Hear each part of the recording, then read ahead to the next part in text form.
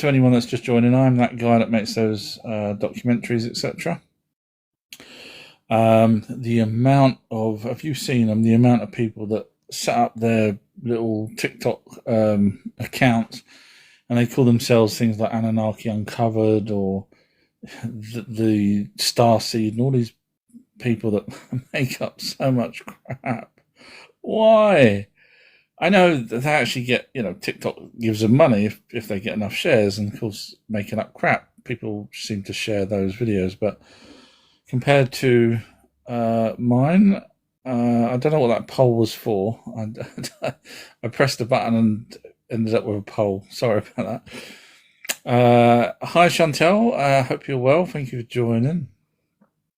Thank you, Proximo. How are you doing? Hope you're well. And Proximo's wrote hi there. Hi, Proximo. Nice of you to join. I hope all is good with you. So I'm just going to waffle on until there's any questions, etc. TikTok will limit me, so you'll think, wow, this guy's crap because he's only got 50 people. I have complained to TikTok. They send me a automated reply. I've then rewrote again, and this time they've left it open. The report. Which makes me think that you have to complain a couple of times before it actually gets read by someone human, who will still then send the same bloody reply. So no, you're not limited. TikTok, just listen to this one. I am freaking well limited. We will never get much past 50, and if we do, it'll drop back down to 50 very shortly.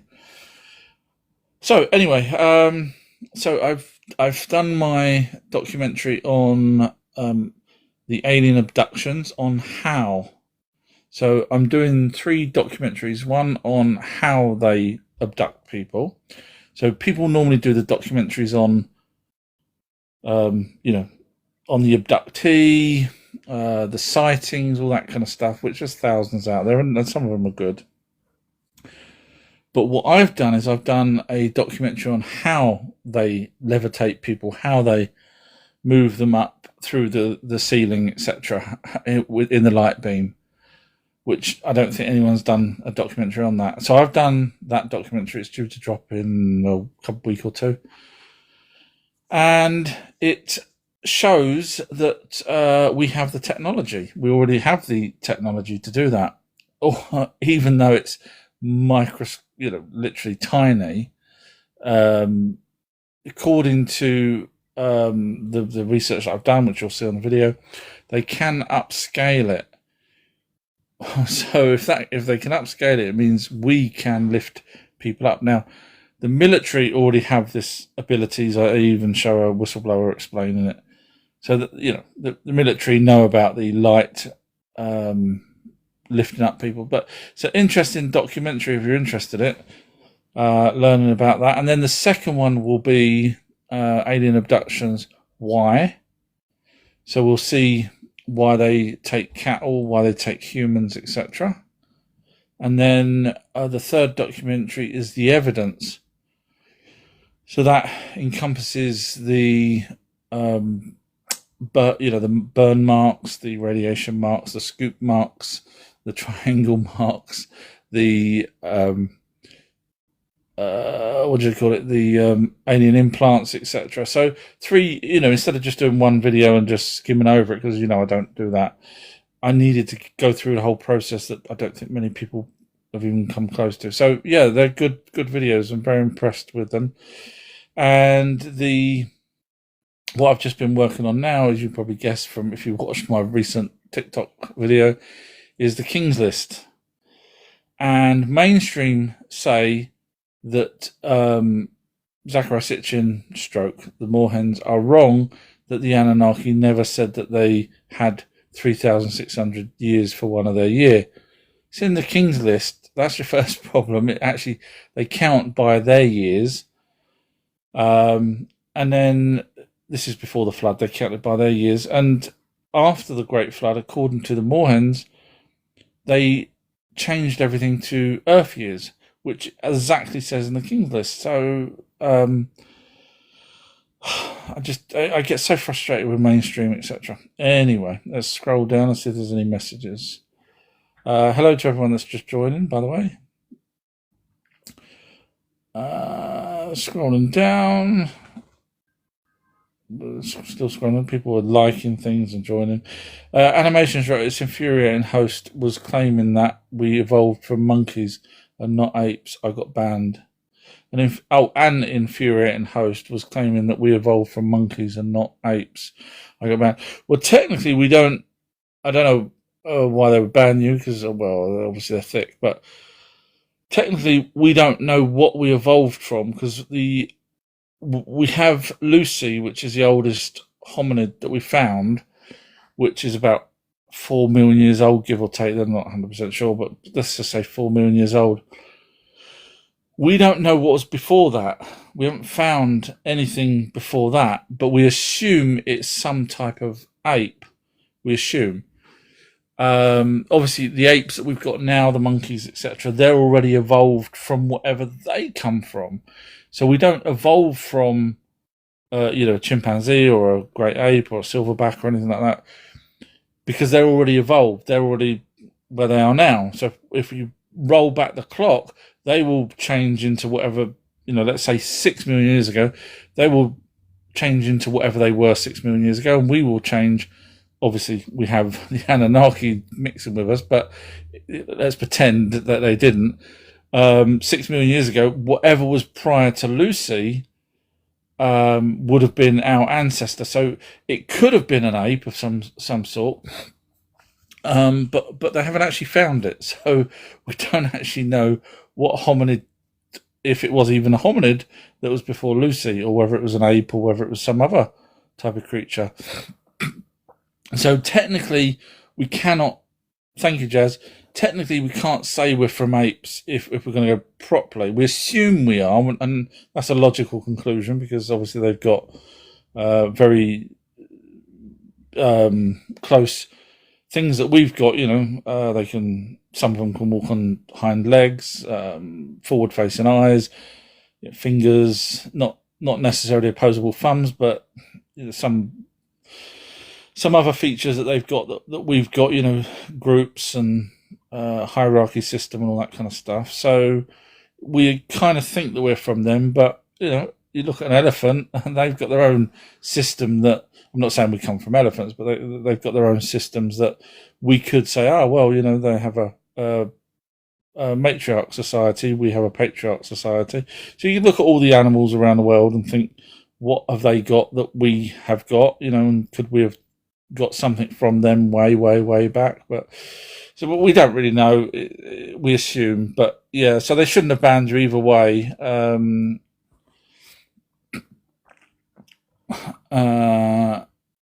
mean, because you wrote here monkeys and not apes.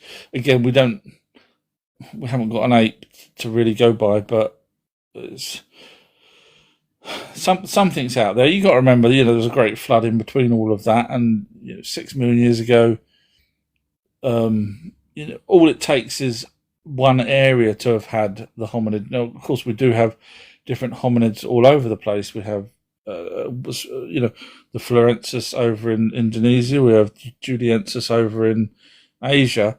So you have to then think, well, okay, if we roll back the clock, how did they get from one landmass to another, and all that kind of stuff? And so where was the start of the hominids? Was it on one particular land, or did they all independently evolve? In which case, why are we not finding the skeletons of the predecessors? So it could have really just been one way back, one ancestor that moved around before the Great Flood caused us not to be able to move around. But again, it's all speculation, really. But they shouldn't have banned you. Tell them. I bet whoever it was has probably blocked me already. So that's what happens. So if anyone's interested, I am the guy that does those videos. If you're interested I hate not having a background here because I think that reduces the people understanding the kind of subjects we cover, because obviously if they jump in and hear me talking about alien Anunnaki, then they think that's all we're talking about. But I do prefer the other background where it sort of shows what I do. Let me see if there's, what's that button? Real-time performance. Okay, that's not it. I was just trying to see if there's a way of writing something in the background. Probably not. Justice wrote, hi, how true history. Hope you're doing well and all is good. Yeah, not too bad. Thank you. I've been working today on, as you can probably imagine, stuff for my channel and whatnot. So yes, that's all I ever do. Just keep working, and I hope you're well as well. Mel Bees wrote, hi mate, hi chat. I can't explain it, but every time I have a question in my spirit, the next video of yours I see is answering my question. Well, that's because me and you, Mel, we probably have a soul group. And oh, speaking of soul groups, Mel, if you're interested, because you just wrote spirit, freaking blinding apps, I kid you not. So someone, Nicole, was talking to me about soul groups, and she said, have I done a video on it? I said, it's really difficult to do a video because you can't, there's no pictures, you can't show clips, black-eyed children, I can sort of show, AI images of what they would look like. But soul groups, thank you, Nicole, how many times can you show an orb moving around for a 30-minute documentary, or however long? It's quite difficult. So I thought, I know what, I'll do a live chat for Nicole on using AI. Now, you got to remember, you know how I work with AI.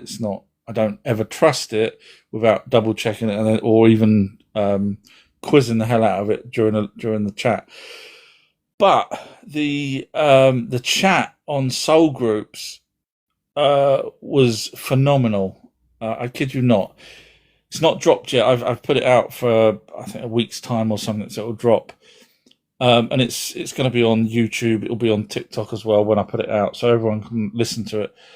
But absolutely phenomenal. I didn't know some stuff that I didn't know, but it solidifies my research. So I'm very impressed with my research. But there's some extra bits that I didn't know. Thank you, Smiles. I'm spoiling it for you a little bit, but it's how to communicate with the spirit in a way that I didn't think was possible. Thank you, Smiles. I want to tell you because it's absolutely fantastic, but you've got to listen to the whole of it, and then by the end, I'll be fair, I did let Nicole listen to it because she was the one that suggested, and she wrote back going, wow, that was absolutely amazing. So yeah, the soul group is a very interesting thing. So there's me saying that Mel's, because I was answering Mel's question. It's just because I am God, Mel. That's all. It's nothing special. That I can work out what you want from me beforehand. So I'm just messing. Of course, I'm not God. The Anunnaki are gods. Although saying that, there's some people on TikTok that seem to think that they're Anunnaki, which is even more infuriating. Scrolling down.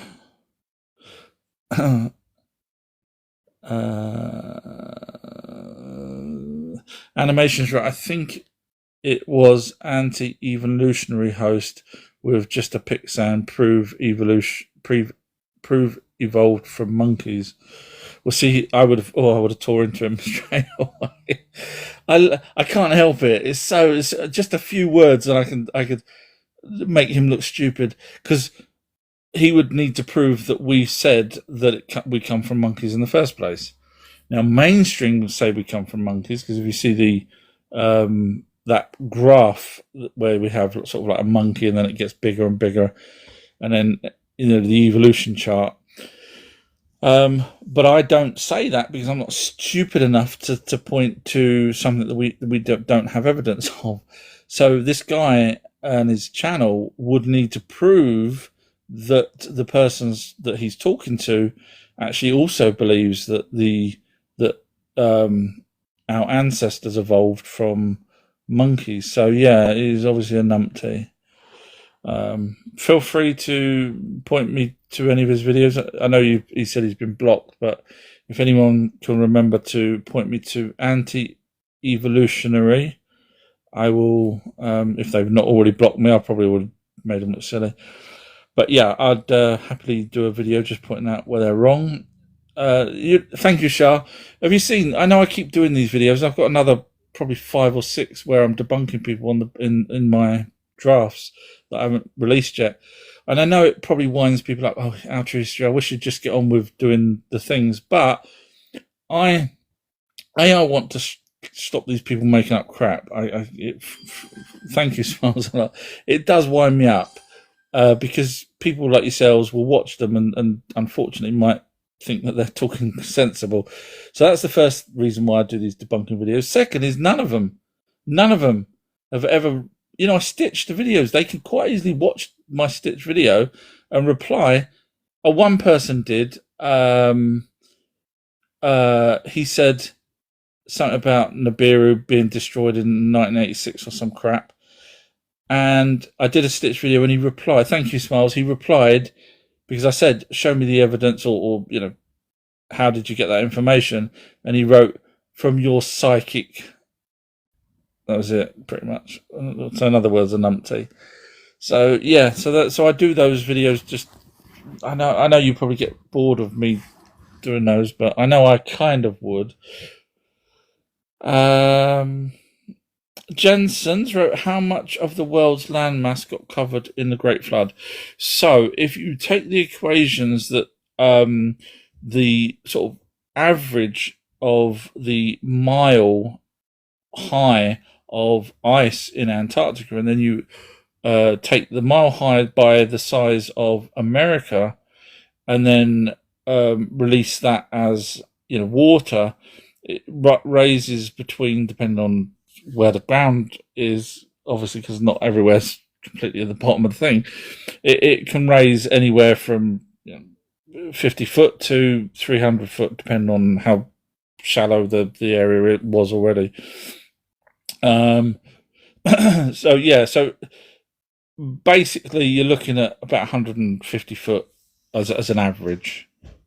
The sea levels, that again depending on how deep something is. So you could say, Bimini Road's only 80 foot below the ocean, below the surface. Well, that's probably because that was higher up before the flood. So you kind of have to work out where it was in terms of where it would be by the time the flood came along. So yes, it definitely would have covered. So basically the tsunami would have took out, you can have a bit of milk, Clark, that's it.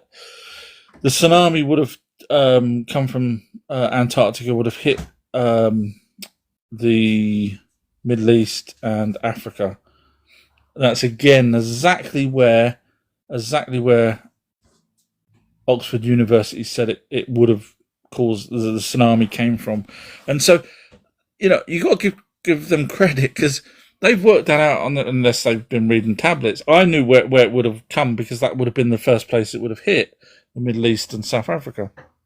And then as the tsunami managed to go round, it would have sort of hit some of America and some parts, but not the whole planet. So that's the reason why we don't have sand and sediment 70 miles inland in Asia, for example. But the ice melted, and it wasn't already on the water. So when people say the water, the ice wouldn't have displaced the water, but the ice wasn't in the water in the first place. So it was on. Thank you, Smiles. So it would have definitely raised the water level because it basically turns into water. So that's the reason why you've got the tsunami side of it, then you have the flood side, which raised the water levels. Alex has wrote, glad you're doing a live today. I got done with work early. Thank you, Alex. Nice of you to join. We will be limited to 50 people today, ladies and gentlemen. That's because I tell the truth and TikTok doesn't like it, no matter how many times I send them freaking messages. Scrolling down, Smiles has wrote, I'm waiting for OTM to sing us another, OTH, to sing us another song. Maybe later. Maybe when Clark's not in the room. Can you sing, Clark? No. yeah, maybe later. James wrote, "Thank you for your work. I appreciate everything you do." Oh, thank you, James. Those are the comments that keep me going. To be honest with you, you know, I know I joke and say that I'm a genius and all that crap, but really, it's when someone watches something that I've done and they've appreciated it. That's what, you know, made me sit in that room all day today working on the King's List video, which is really good. I'm thoroughly enjoying doing that. There's a lot we can learn from that King's List video. I mean, if you take the time from the Great Flood, which was about 10,000 BC, and roll it back, it works out to be the King's List pre-diluvial. They actually even talked about the fact that it was before the flood. So you're looking at about 250,000 years ago, which kind of makes sense because Homo sapiens came along 300,000 years ago, and so you would have needed, you know, 50,000 years. Take them and go. You would have needed 50,000 years for them to populate, you know, breed amongst each other, etc., to be able to take some of those over to what they called Eridu, which is where the first kings were. So it all makes sense, and when you watch it, you'd be like, that's why that da da da da da. It's a really good video. I wish I'd done this sooner, but Smiles wrote, "Are there any Anunnaki songs with notes?" There are plenty of songs, actually. Yeah, there are songs. Yes, it's not a silly question. There are songs. Some of them are done as a hymn, some are done as a poem, and some are songs. Now, unfortunately, I can't read them, and so while the people that can read Anunnaki's language, Sumerian, they probably don't sing the songs, so we'll probably never hear what they sound like. We do know what the Sumerian language sounds like, certainly from the people that can read them, such as Samuel Noah Kramer. He read out a whole section of the love poem from Inanna to Dumuzi, which is where I suddenly thought, well, hang on a minute, she's not going to use a different language, she's going to use their own language. She's not going to write a love letter to someone in a different language. It seems so illogical, especially as Sumerian was the first language and it's a language that has no derivative of it. It makes 100% sense that was their language. So because of that, listening to Samuel Noah Kramer speak in their language, it gave me the insight to say, you know, that I'm pretty darn sure that the Sumerian language is, or was at that point, the Anunnaki's own language. But yeah, so there are songs. Yeah, I mean, we kind of have them now. You know, he's got the whole world in his hand, and those kind of songs are the sort of things that they would have sang back then.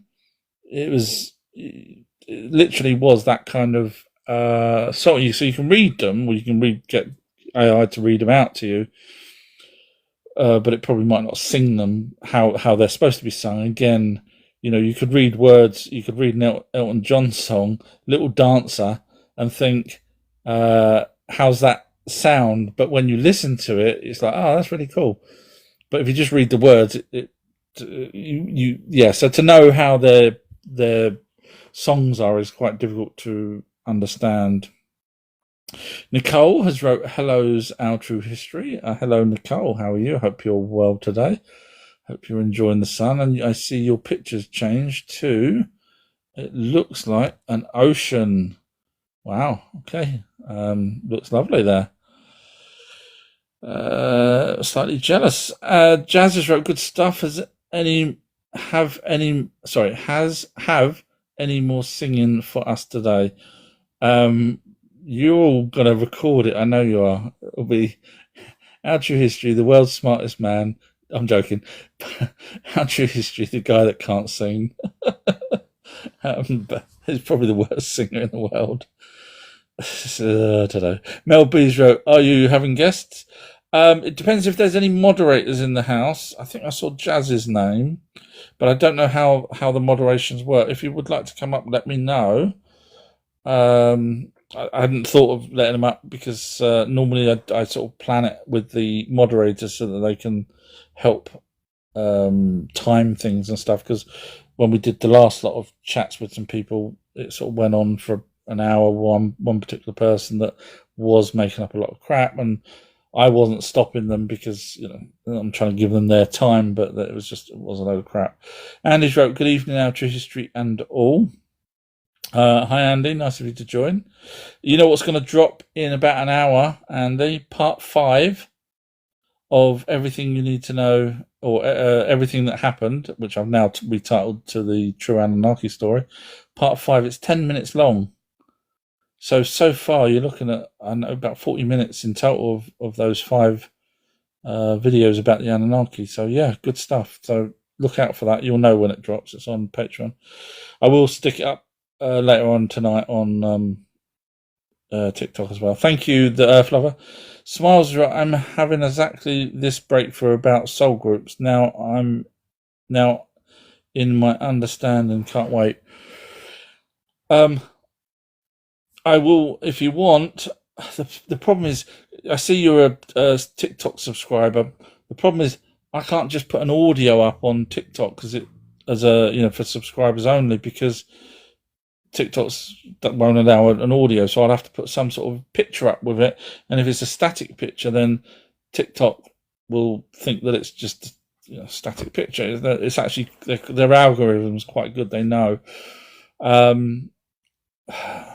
This is why I kind of I have put the black-eyed children up, by the way, Smiles. That went up today, so that you'll have that actually before the that's on the Patreon, it's on TikTok subscription, the black-eyed children video, before anyone sees it over on Patreon, which I know feel bad for the Patreon people, but I can't win because the Patreon people get the audio chats.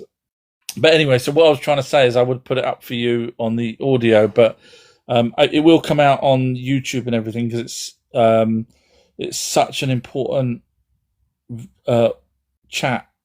So hi, Kerry. It is such an important chat on the soul groups that I think. Thank you, Kerry. That I think I need to put it out for everyone to hear.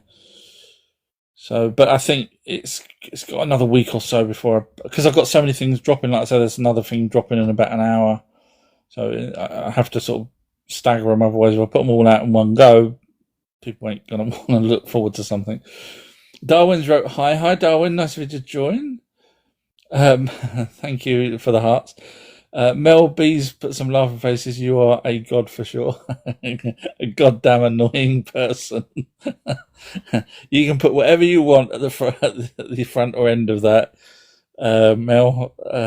I'm sure some people have called me a goddamn something. Andy's right. I believe you. I'm not sure what that's referring to, but thank you, Andy. That's very nice of you. Andy's right. Ignore, please. I don't know. I'm guessing you clicked something again as usual. Andy's quite good at that.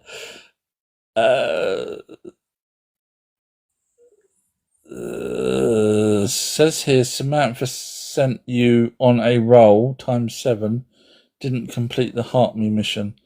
I have no idea what all that is. Smiles has wrote, thank you, Outer History. Andy's wrote, error has previously made Marduk leave his throne, so you may be right with this big. Yeah, I know what you're saying. The IS push. Yeah, if anyone, I mean, error is Aries in Rome, so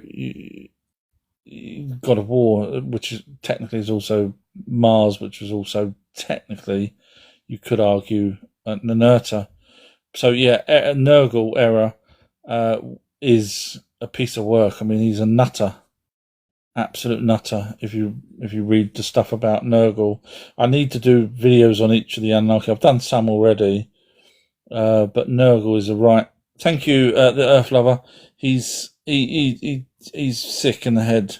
If you're listening, Nurgle, you are. You don't go around and do the things that he done and enjoy it. That's what makes him a bit of a psychopath. He enjoyed it. You got then wonder, well, hang on a minute, was it because of inbreeding? Just throwing it out there. Don't hate me, Nurgle.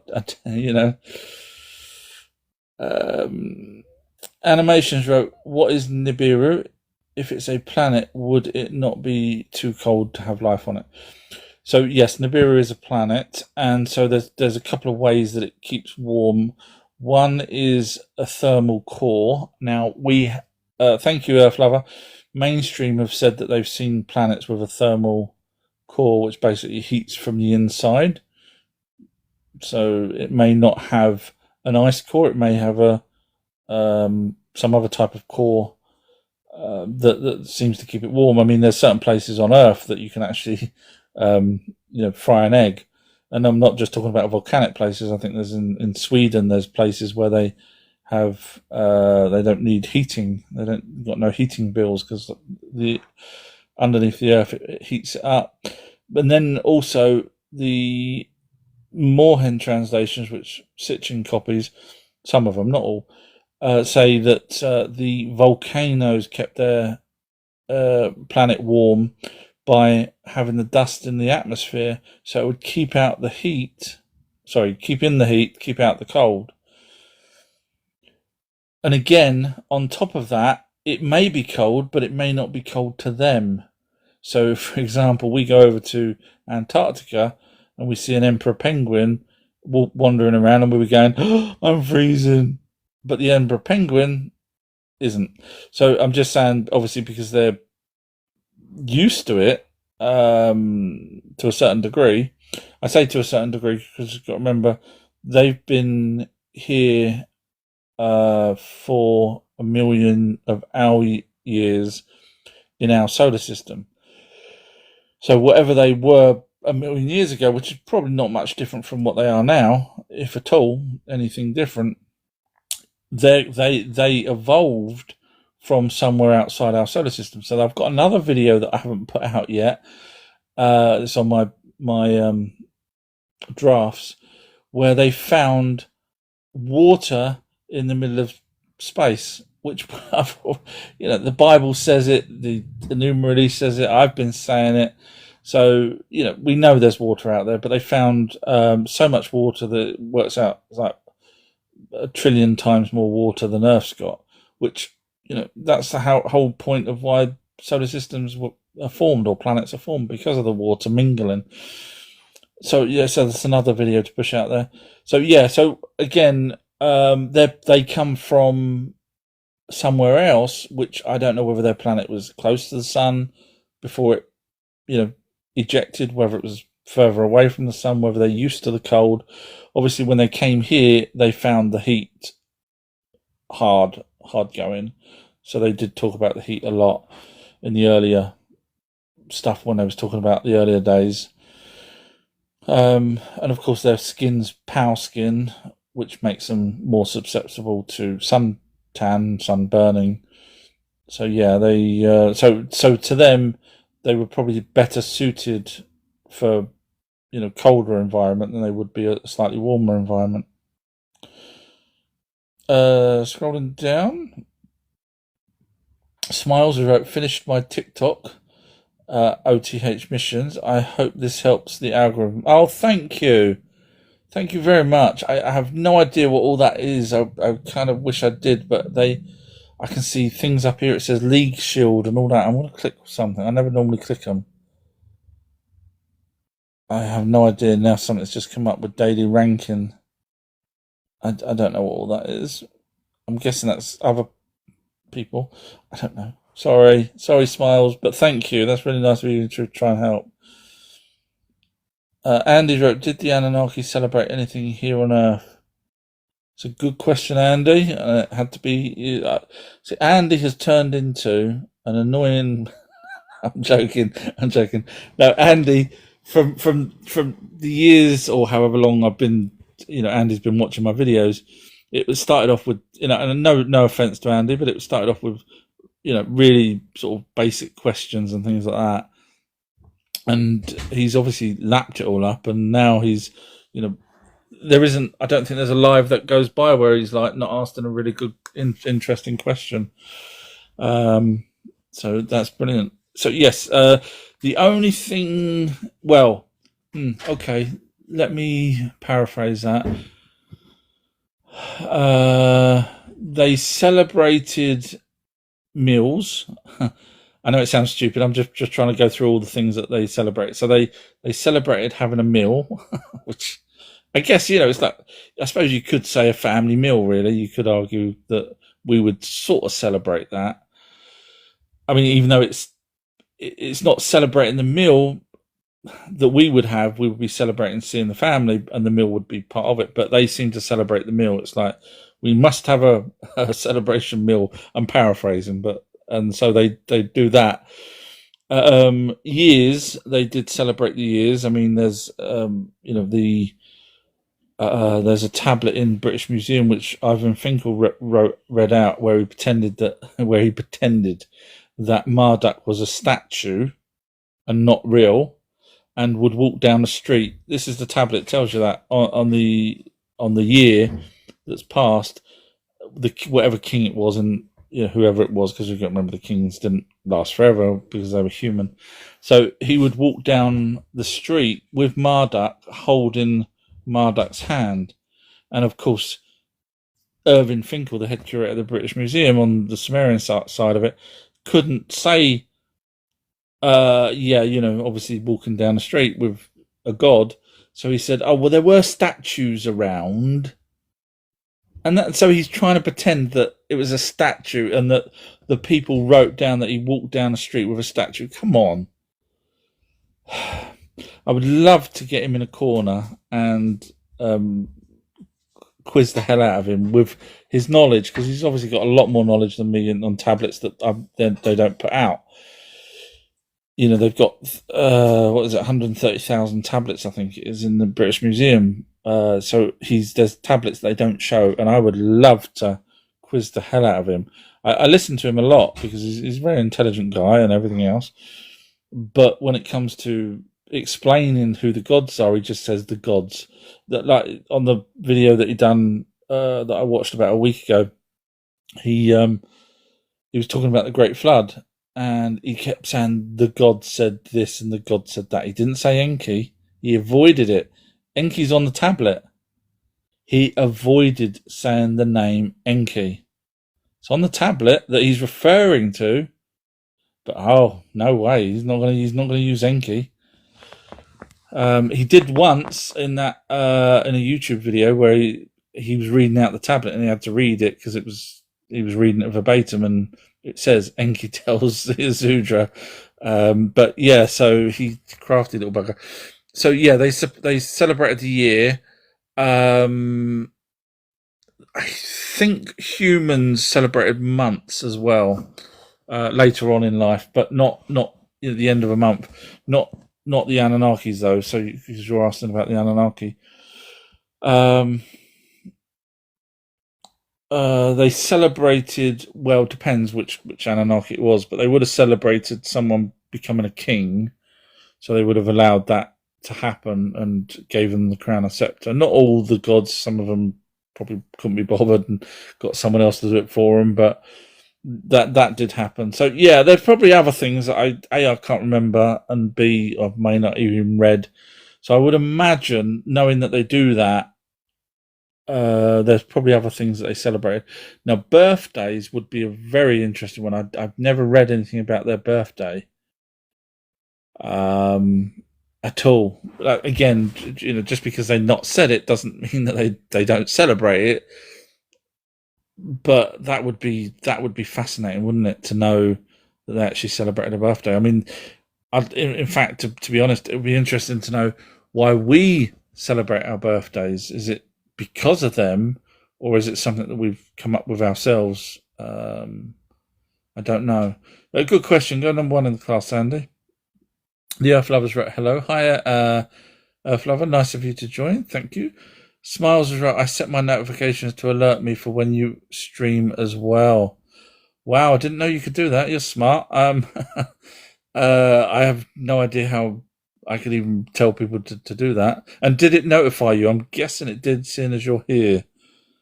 Maybe I should. That's a brilliant. I mean, well done. Get a gold star for that, for being smart. Hi, History and Coins. Hope you're well. Yeah, I should do a video saying, because TikTok limits me, set whatever Smiles has managed to do, so that you can be notified. That would be brilliant. Yeah, I will try and remember. I'm going to screenshot that. At least that might help. Thank you, History and Coins again. Melby's wrote, do you think they will surface from Antarctica? If so, how will they arrive physically? So Melby asked earlier to me, but there was, I think, only one moderator in the house at the time. Am I letting up people? So if Mel wants to come up, if you still want to come up, I'm guessing that was what you was asking. But if it wasn't and you wanted other people to come up, let me know. It's only because the moderators know what they're doing. As you can probably tell, I have no idea what I'm doing on these things. I just waffle on and hope that someone listens. Let's go back to Mel's question. Do you think they will surface from Antarctica? If so, how will they arrive physically? I don't think we're ever going to see them. When you look at the descriptions of everything back then, yes, they did breed with Homo sapiens, and their offsprings, but they really did keep themselves, and as time moved on, they really did only. I mean, like, Inanna was dealing with Sargon. They'd only deal with the main people. They didn't parade around or anything like that. So I don't think we'll ever see them personally. They never really done it back then, so there's no reason for them to come out. They would be physical. Obviously, they're huge. We've got the carvings of them, so we know what kind of sizes they were, and the door frames. But yeah, they wouldn't. I can't see any reason for them to introduce themselves to us in any shape or form. In fact, they probably would prefer it now, knowing what's happening and everything else. Probably prefer it if we still thought that there was, different religions and all that stuff. So yeah, I don't think they'll show us themselves at all, even let us know that they're here. But it's a good question. Go number 3 in the class, Mel, for that. It's a good question. Nicole's right. What was the downfall of Atlantis? Did the Anunnaki have tech to save it, but maybe didn't have a chance?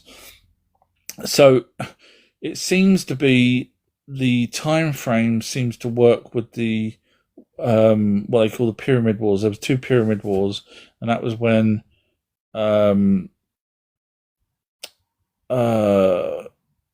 they were after Marduk.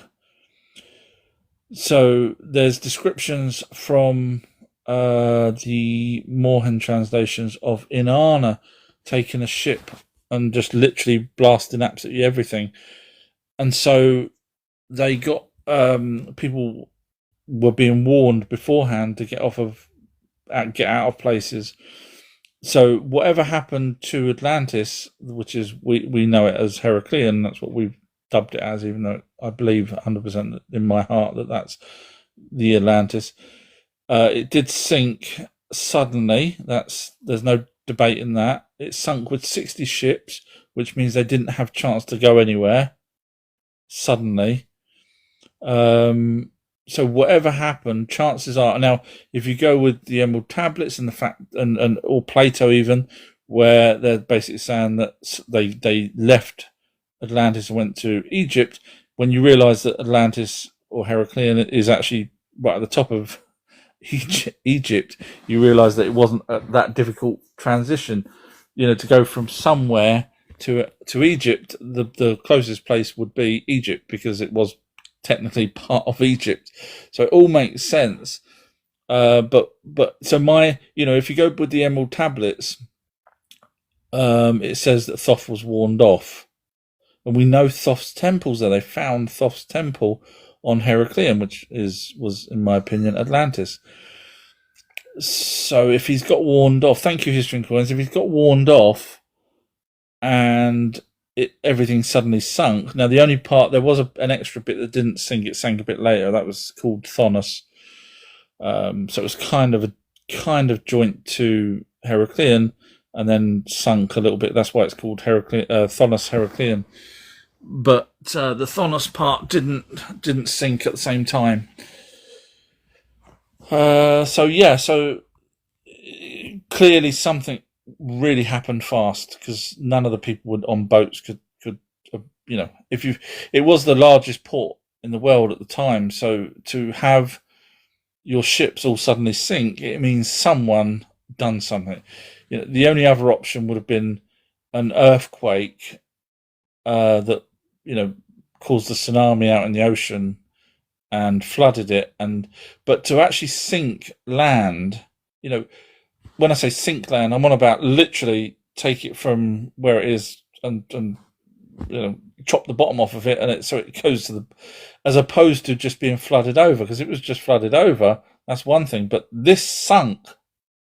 Heraclean sunk. It wasn't flooded over. It went to the bottom of the ocean. Well, from wherever it up the top on land, it sunk. If you get what I'm trying to say.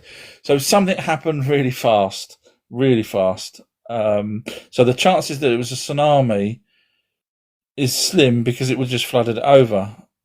So it really does seem like it was the pyramid walls, which makes a lot of sense to me. Hope that makes sense to you. I've probably confused you even more than before you asked the question. The Smiles wrote, are Anunnaki just intergalactic colonizers of the past whose reign run dry? No. So everything that we've got from them is, so we know when their planet first entered our solar system. They tell us, according to the Moorhens, that the furthest they ever went was the asteroid belt, which makes sense because they they created the asteroid belt to be a ring so that the asteroids wouldn't fly off and smash into their planet and every other planet. So they created what they called the firmament. So we know that they went to the asteroid belt because it's in a ring instead of everything flying off. So they tell us that, but then they also tell us that according to the Moorhen translations, and as I say, I haven't caught out anything that they've said at all so far. So I believe what they've translated. According to them, the Anunnaki lost 2 ships trying to mine gold in the asteroid belt, and obviously they knew the asteroid belt, the firmament, had gold in it because Tiamat had gold. They even talk about golden veins in the Enuma Elish, which is basically means it had gold on it. In Tiamat had gold. So yeah, so the furthest they ever went, and you could say, well, is there other civilizations? Was there a civilization on Mars? Were they intergalactic? No. I mean, if we go by their translations and their tablets, if they were intergalactic, they probably would have. I would imagine had at least 2 planets, because if we were intergalactic, we would probably colonize another planet. They didn't really want to colonize Earth. They had the ability a million years ago, because they obviously was here with the asteroid belt, and they turned that into what they called the hammer bracelet, the firmament. So they had the ability to come to Earth. There is a text message. But they never did. There is a text message. So I don't think they're intergalactic colonizers. I think they came here. I mean, they didn't even want to colonize. They just came. The only reason why they stayed here so long was because they struggled to get the gold. If they had the opportunity, from the way I read everything, if they had managed to get the gold off the bat without needing to create us, they would have gone. This planet would still have whatever creatures, but not us. I can't see them staying here. They wouldn't have wanted to. Otherwise, they would have done it a long time ago. In fact, they would have brought down more of their people if they was going to colonize it. In fact, we wouldn't be here. They only, originally they only sent down 900, 600 older ones and 300 younger ones. So if they was going to bring anyone down and colonize it, then we'd, they'd be all over the place. We'd be walking past them down the street. But I don't think that was what their intention ever, personally. Jazz has put laughing faces, and then Jazz put some more laughing faces. Jazz has wrote, you have to give me the capability to accept the viewers in the box. Let me see if I can figure that out. Manage moderator access. So you're ticked for comment setting, review filters, mute accounts, block accounts, poll, pin, live recordings. Get a copy of your. That one's not ticked. Star comment. Allow moderators to manage star comments. I didn't even know there was a star comment. Wow. I might have to research. The greatest researcher on the planet might have to research how to use TikTok. Manage guests. Right. Okay. Add, remove, and expand guests. Allow access to live show and other features. That must be it. Project management. Allow moderator to add, delete, and pin products. No. Okay, so that must be it then. That's not ticked. It is now.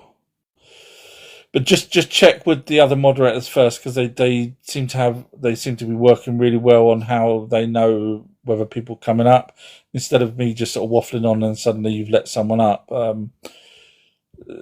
Just check with those guys how they know when someone comes up or not. They seem to read my mind. Scroll down. Bunnies wrote, "Do you know anything about Lyra? If so, say something about it, please." Okay, so you're going to hate me for this. I don't know if you follow me or not. You do follow me. You're going to hate me for this. None. Nothing. Nada. That's not to say that I haven't looked into it. It's to say that I don't think it's real. Because if you listen to people like Billy Carson, he'll say that the Lyrians had a fight with the Syrians. What did he say, 4 billion years ago or something silly? Here on Earth. Yeah. So, woo! No. No, there's no evidence at all in any shape or form, not even a half credible person, in my opinion, that can talk about Lyria or the Lyrians. None. Thank you, Jane. What I have found is people make up a hell of a lot of stuff. I've come across so much stuff to do with Lyria, and it's all contradicts each other. So, it's the same as what's the other one now? I'm trying to remember. Atlantis, and then you got the other one. What was the other one? Not Lyrians, the Lemurians. Yeah, I mean, it's the same as that. Lemuria, the name was made up by a guy in 1876, if I'm not mistaken. So, yeah, no, just ignore anything that you see. Personally, it's up to you, but I can't. I've been doing this over 40 years, and I'm pretty good at what I do, and I can smell crap when I see it, and unfortunately, that has come to me as crap. Until something decent comes along, I haven't got anything on that at all. And again, like I say, I do look, I really do, but yeah, no, unfortunately. James has wrote, "I just want to talk about what to do now that we know all this." It's a sad thing, because we've finally, for let's say for 2,000 years we didn't know what we know now, and then we have collated the stuff together. We've got the evidence, and unfortunately, it's too late. It's nothing. You'll find out in the next 4 years almost that whatever we've learned now. Thank you, Nicole. You don't have to, Nicole, but thank you very much. That's nice of you. Yeah. So, what can we do with this information? Ideally, if it was all smart and sensible, we'd go, okay, there's enough evidence there to prove that the Anunnaki were here and that there's no Almighty God, and therefore all religions were the Anunnaki. WhatsApp. Someone has sent you a WhatsApp. Sorry about that. And so we should end all religions. We should, because that all religions are causing problems one way or another. So that's what we should be doing with the information, but it's no one's going to do that. There's certain religions out there that benefit the people in those religions, if you get what I'm trying to say. So it's not they're never, that you could have an Anunnaki telling them, "I created you lot." They wouldn't care. They would not care. They'd go, "No, no, no, we're having this religion," and because it benefits them badly. And when I say badly, it benefits them very good, but bad for everyone else. Very bad for everyone else. So yeah, it's unfortunately nothing's going to change except, with this information.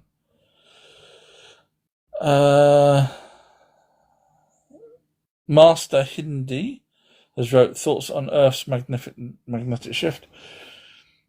Supposedly it does happen. Obviously, none of us was around when it did happen, but supposedly the true north has moved and will move again. Is it to do with the tilt of the Earth? Is it to do with Nibiru coming around, knocking it off its axis?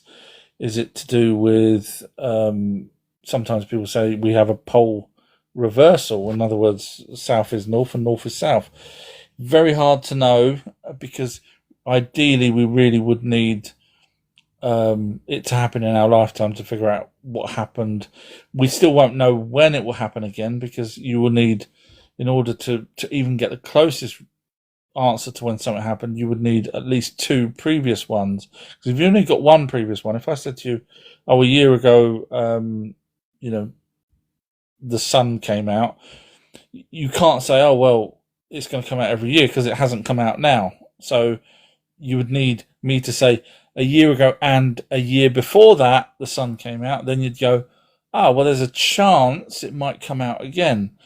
So with any kind of pole shifts and everything else, it's difficult to know if it's going to happen again, when it's going to happen again, and what effect it's going to have on everything. Because obviously, animals go by, some animals go by the magnetic poles, etc. And obviously all the people over in Norway and Sweden won't get their northern lights. Probably it'll change, but seriously, I think it's too many variables to be able to say anything with any credibility.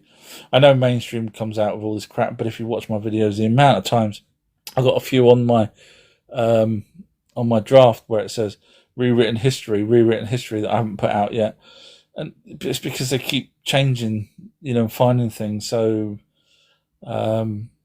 there's another thing that's on my drafts, actually. It just reminded me, where physics has changed. There's graphene.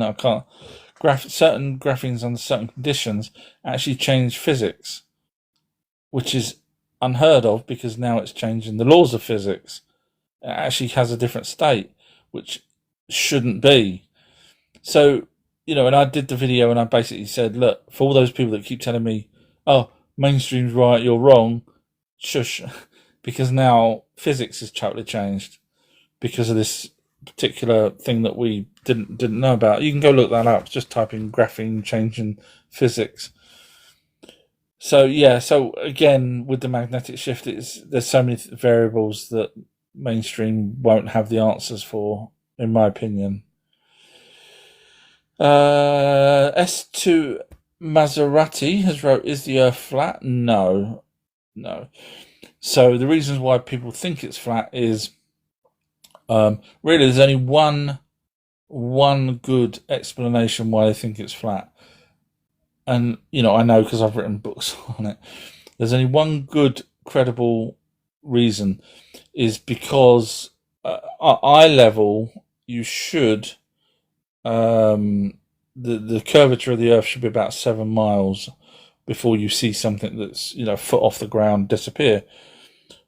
But that doesn't seem to be the case. It generally doesn't seem to be the case. I mean, I'm all for the globe, but there seems to be a discrepancy there, which is a great discrepancy for the flat earthers to use, unless the planet is bigger than we think it is. So we assume it's 24,000 miles round, because you can watch the sun and you put a shadow in and 1,000 miles an hour. So you can work out that if you do 1,000 miles and you can put another pin in 1,000 miles using a speedometer or a mileometer, then when the sun comes back round, it's 24 hours later and you get the same shadow. Therefore, it's 1,000 miles an hour, 24,000 miles round. So we assume from that calculations that it's 24,000 miles round, but it may be bigger. Really, ideally, you would need someone with a mileometer to literally fly all around the planet, which probably isn't going to happen. Or you would need someone like NASA to have lasers, like we do with the moon. We can measure the moon with lasers, but NASA wouldn't probably do that. So that's the sort of only reason why people could say that it's flat. Not because of Admiral Byrd, not because of the ice wall that's not there. There's no ice wall. And of course, the easiest way to debunk flat Earth, which I've done over and over, is just look at any footage that goes up, any footage whatsoever, from whether it's flat Earth's own cameras or whatever, and you'll always see equal distance, always. And that's because on a ball, you're always in the middle. And so that solves that as the end of,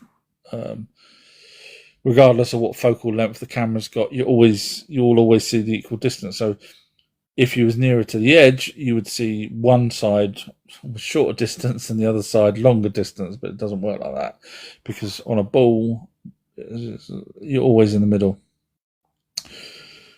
Scrolling down, thank you whoever's doing the hearts. You don't have to. TikTok won't let me get past 50. I mean, I don't know whether they're limiting me now, but Animations wrote, what do you think of the C5 protocol that Stephen Greer says can be used to attract UFOs telepathic? It's a good question. Go number 2 in the class for that. I have heard it, I've heard other people saying that they do it and they see a light move and stuff like that. But my problem is, for those of you who don't know, it's basically you go outside, look up, and eventually, if you keep all saying, I want to see a UFO, please stop what you're doing, alien, please, alien. There's a few people down here that really want to see a UFO.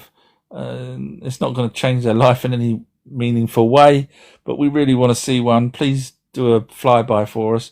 And so the UFO suddenly appears or moves and you see it. That's what generally happens in those C5 things. My problem with that is there's times that they say, oh, we've been looking at this star up there for the last 2 hours, and then we was all waiting for asking for this UFO, a UFO to appear, and suddenly the star that we thought was a star starts moving, zigzagging and blinking in and out and all this kind of stuff.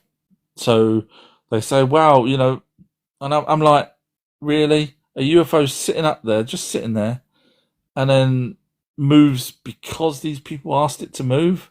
Because somehow a group of people that's thinking of aliens, they can block out, the aliens can block out everyone else's thoughts, including all of your dirty thoughts. They know what you're like. And block out all of those and only pick up the 10 people that Stephen Greer's got on top of a mountain or top of a hillside or something. I struggle with that. Absolutely struggle with it. And there are times when nothing happens. No UFOs are seen.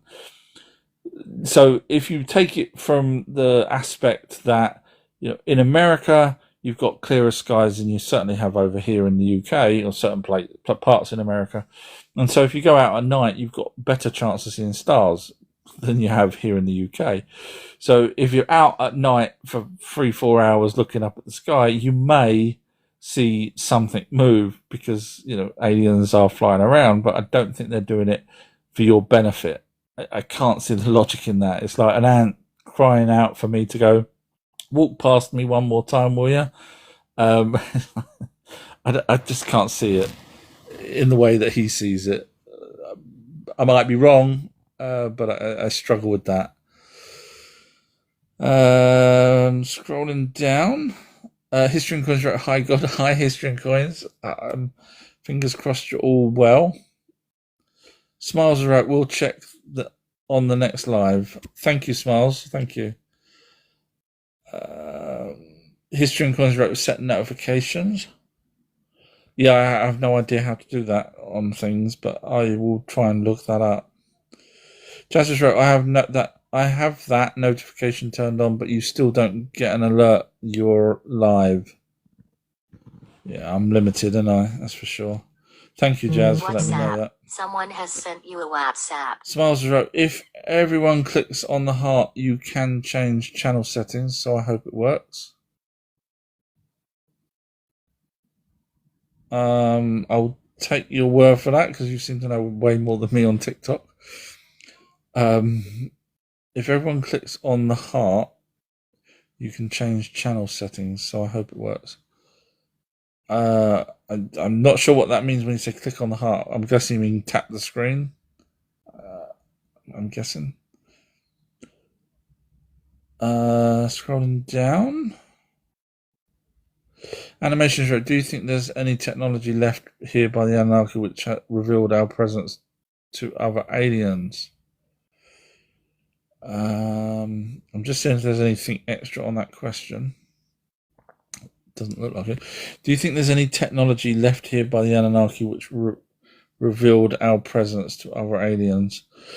So what you're saying is like a device that may be setting off that goes further and quicker than our old radio broadcasts, for example. It's an interesting question. Got number 3 in the class for that. They're not daft. If they've got technology that shouldn't be in humans' hands, they wouldn't let us have it. So I can't imagine them accidentally leaving something that's, like a beacon or something like that. I can't imagine them doing that. They're not thick. So I would say no. And they knew about the Great Flood. I think I worked out the time frame. I think it was something. Don't quote me on this. I think it works out about like 700 years before the Great Flood actually happened that they knew about it. So that's 700 of our years that they could have moved the equipment, and of course they did. We've actually got tablets where they tell us they go up into heaven, space, and look down at the planet, and they lament and they cry. We've actually got the tablets telling us what's happening on the Great Flood. So, with that being said, they would have moved that technology at least back then, so it wouldn't have got flooded over and destroyed. So I can't imagine it. It's a good question, but I can't imagine them doing that. It's an interesting question. Sorry, just using.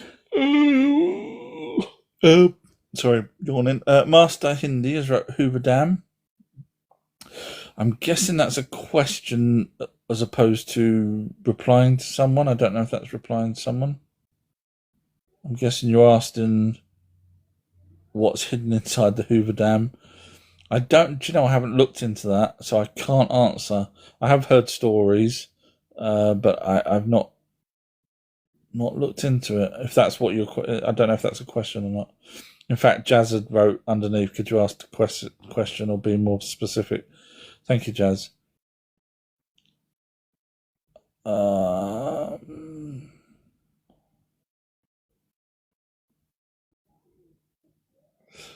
Kerry's wrote to Master Hindi. By the time he gets to your comment, he probably won't understand it. That's correct. Sometimes I do, get to questions, and then Masters wrote, he's a big boy. He'll be right. Thank you very much for your opinion of me. Kerry's then wrote back saying, we'll see, but don't be surprised. So I did struggle with whatever that was for, because obviously if he was chatting to someone else, when I just get one word like chair or something like that, I don't know whether you're replying to someone else or if you're asked about a chair or so I have to try and work out what was said in the past. I have to use my brain, which is quite difficult.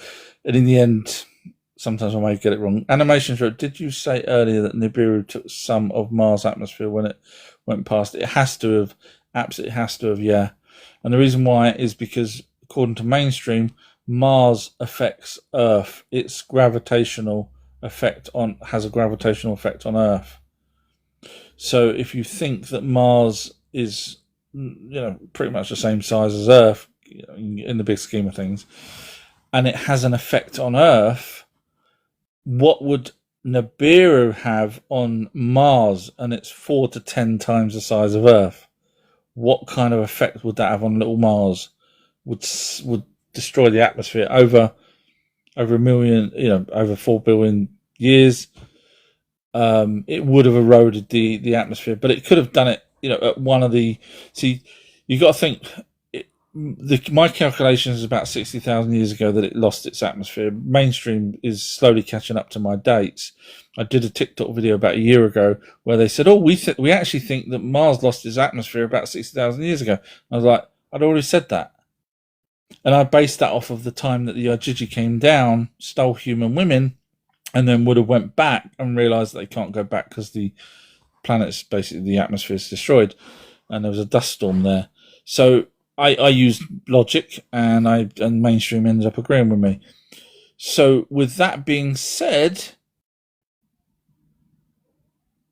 I think their planet and Nibiru, Mars and Nibiru, might have been very close to each other 60,000 years ago. So you got to remember the orbits, just because 10,000 BC, so 12, give or take 12,000 years ago, Nibiru was close to Earth. Mars may not have been anywhere near. It could have been the other side of the sun, for all we know. I suppose you could use calculations, maybe computer calculations, to work out where Mars would have been around that time frame.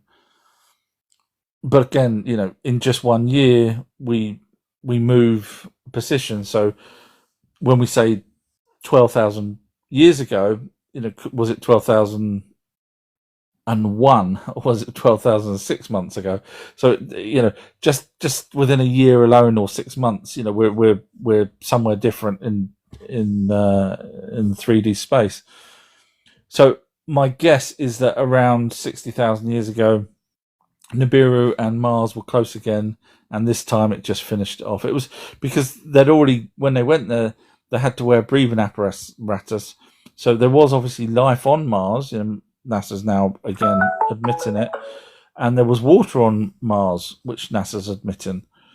So it doesn't take an Einstein to work out that something happened to it over a period of time, and then suddenly that was it. It was end of. Which I think would have been Nibiru. It's the only reason. Now I know, people will say, well, there was a war on Mars, which I heard that back in the 80s myself. But there's no evidence. And then you say, well, the isotopes. Now, fair enough. I used to bring that up.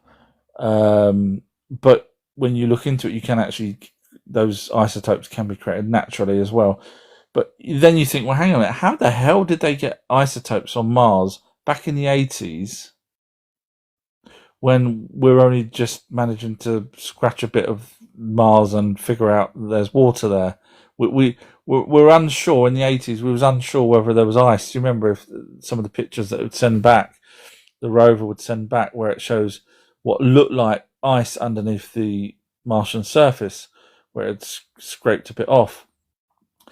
How the hell would we know what isotopes were? You could say, which is how they do say it. They say they point lasers up at Mars and work out the light being, the light frequency, and therefore believe that's. But I think that's all crap. To be honest with you, I can't see it at all. Really, if they're going to do isotopes, they need to bring the things back from Mars under laboratory conditions to be able to tell us properly. So, I don't think it was a war, obviously. The Anunnaki didn't mention any war on there. Trinology, how did the Anunnaki survive without a sun for so long? Again, thermal heat from inside their planet, the volcanoes. And on top of that, we have animals that never see the sun and they survive. So we have plants that don't even see the sun. We used to think that photosynthesis was the be all and end all, but that's out the window now. So yeah, they could quite easily live with a little sun from a long way away. Obviously, their planet did come round, so half of their year. So you're looking at half of 3,600. They would be getting a little bit warmer compared to when they're the other half of the year when they're further away. Their year when they're further away from I say our sun, their sun as well. Jazz just wrote, nice one, Outer History, good stuff. Yeah, all good. I won't just beam people up. Oh, right, okay, that was to do with the moderation. People saying hi to each other. Trinology's right. Is it possible that they created an artificial sun? You mentioned a light source capable of lighting. Yeah. Honestly, that they definitely had. I double checked it, so I've read it a few times on different tablets, and like an idiot, I'd never do a video on it. I don't know why. Just didn't even think of it.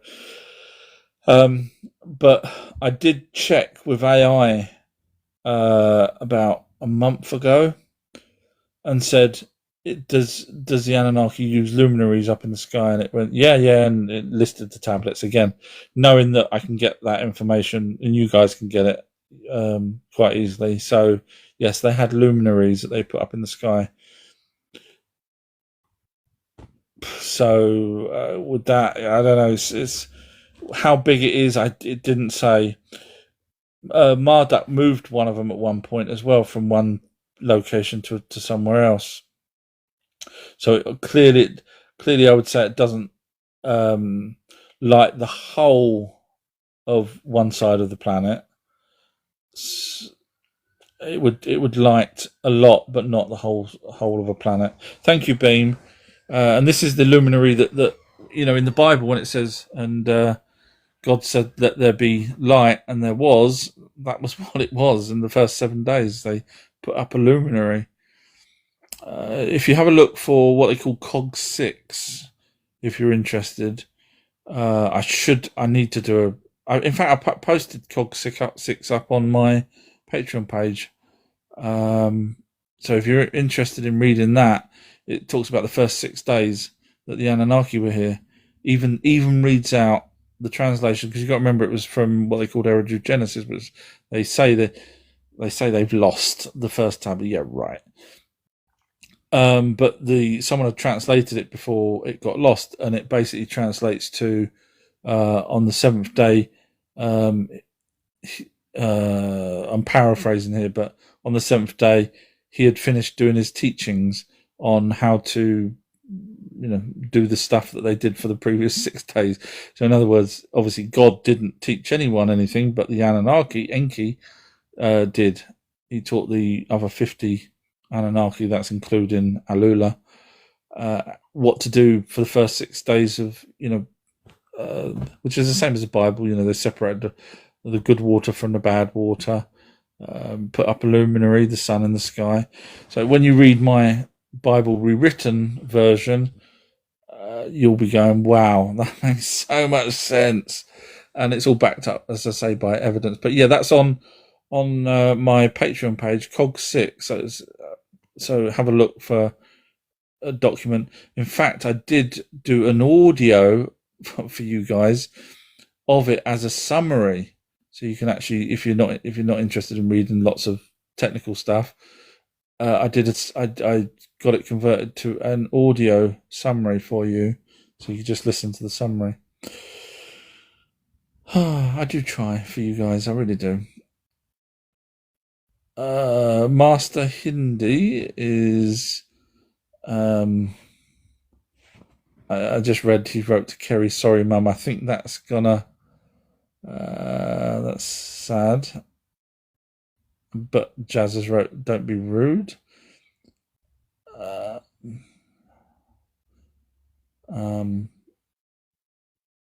I can see there's issues brewing here between Master Hindi and some of the mods.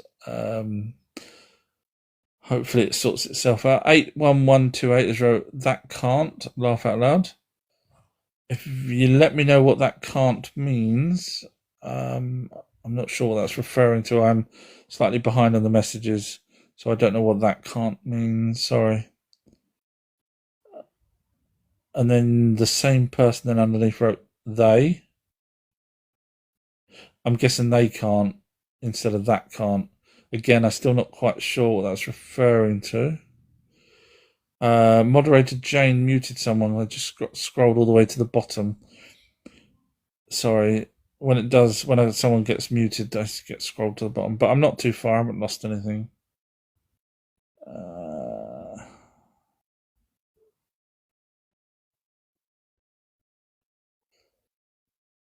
Yeah, okay. I haven't lost anything. So Kerry's asked 81128, please explain.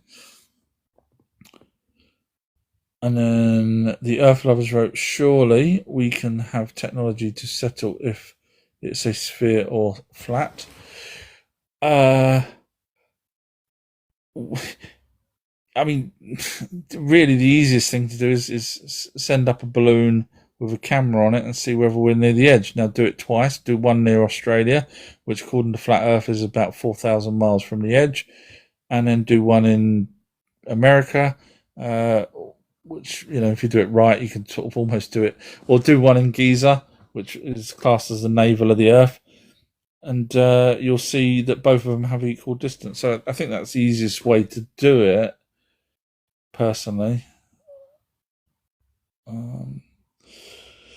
8112 is wrote, NASA can't even go back to the moon. So when you said they can't, laugh out loud, which is what you wrote earlier, who was we talking about? Because when you say they can't, laugh out loud, who was they? If you could let me know, 8112. And then you wrote NASA can't even go to the moon. So you're referring to probably NASA. I'm guessing you was talking about the isotopes, maybe. I'm wondering if that's what you was referring to. It was basically agreeing with me, sort of thing. And then 8112 is right. NASA claims the technology as well as all the documentation on the first trip was lost, destroyed. Yeah, I agree with that. Yeah, they don't trust NASA at all.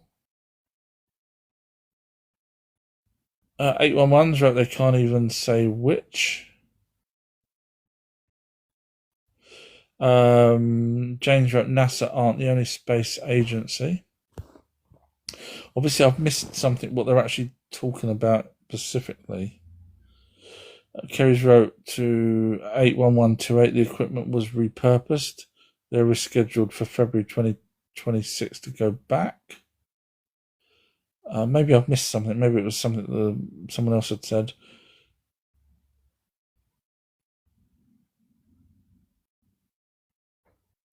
Scrolling down, people chatting to each other. WG's joined and wrote, good evening, Out Your History, mods and the chat. Well, hello, WD. I so want to say 40 at the end of that. I don't know if you're English, but WD-40 is oil, basically, that you would use on squeaky doors. I can't help it, sorry. It's just WD. There's not many times I've ever had to say WD without putting the 40 at the end of the word. Scrolling down, people still chatting to each other, so I'll skip on from their comments. Otherwise, I'll be bogged down trying to work out everything that everyone's saying. A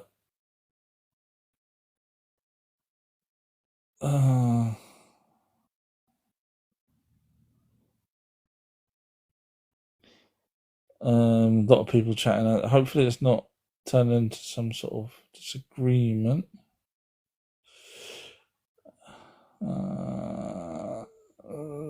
Lots of chat between people.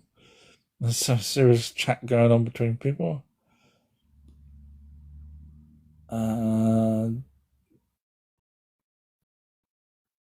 Scrolling down.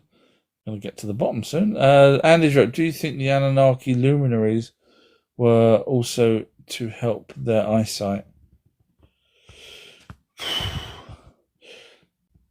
So blue eyes is better in the dark than brown eyes, and obviously their planet's further from the sun, so that makes sense that they would be better off in the dark than, or darker than bright. But at night, all we had is the moon to reflect sunlight from, so it makes sense that if they were going to work, I'm not saying they're nocturnal and they can see in the dark. I'm saying that if they was going to work, which they would have done, because they wouldn't needed to have slept, because their time for their day is way different to ours. So it makes sense they would have put a luminary up in the sky to help them see. So I wouldn't have said for their eyesight, because I would have said that the sun is too bright for them here. If they had the opportunity to wear sunglasses, they probably would have done. They probably never even thought of the word sunglasses, to be honest, because on their planet they would never have needed them. So they needed. I would imagine they needed the luminary to carry on working at night, but not ultra bright like the hot sun would have been in the Middle East. Why they didn't think of looking elsewhere quickly, I don't know. To see whether there's other gold elsewhere. Maybe they did, but that was where they settled, over in Eridu, which is where they first found the gold in the ocean part, in the Persian Gulf. Yeah, interesting. People still chatting. Chronology's right, but how did their planet adapt to the change? That's the $1 million question. So their planet certainly came in. If you go by their tablets, their planet came across the void. So if it came across the void, which would be, from one solar system to another, I don't know which solar system they came from. It didn't say. You could hypothetically say it come from Orion, hypothetically, because some people seem to think some of the symbols that they've carved show certain stars, and they seem to think that it's Orion. And then you could say, well, the pyramids match Orion, but it also matches 12 other star systems. But so you could hypothetically say that their planet came from Orion. Now, again, you say how did it adapt? No, it only took 7. If they came from Alpha Centauri at the speed of Halley's Comet, which is even slower than the 3i Atlas, if you say that their planet went the speed of the average speed, because obviously Halley's Comet changes speed, but if you took the average speed of Halley's Comet, it takes 70 years for it to go from. It would have took 70 of our years to go from. Sorry, their years, from Alpha Centauri to Earth, to our solar system. So, and now there's no reason for their atmosphere to have been, disrupted or not bad. There's no way that we can say for 100%, oh, if a planet leaves someone's solar system, therefore the atmosphere totally gets killed. We can't say that. So if it did stay, and there's no reason why it wouldn't have stayed with the planet, who's to say that their planet in, let's hypothetically say, Alpha Centauri, wasn't already on an orbit like similar to our one that it's got here, and therefore still quite far away from the sun. So in other words, they may not have had to have adjusted too much, because it may be, because obviously if their planet got ejected out of the solar system, their solar system, the chances are it would have needed to at least get near the edge of the solar system, like it does now. It goes out towards Pluto and then comes back in.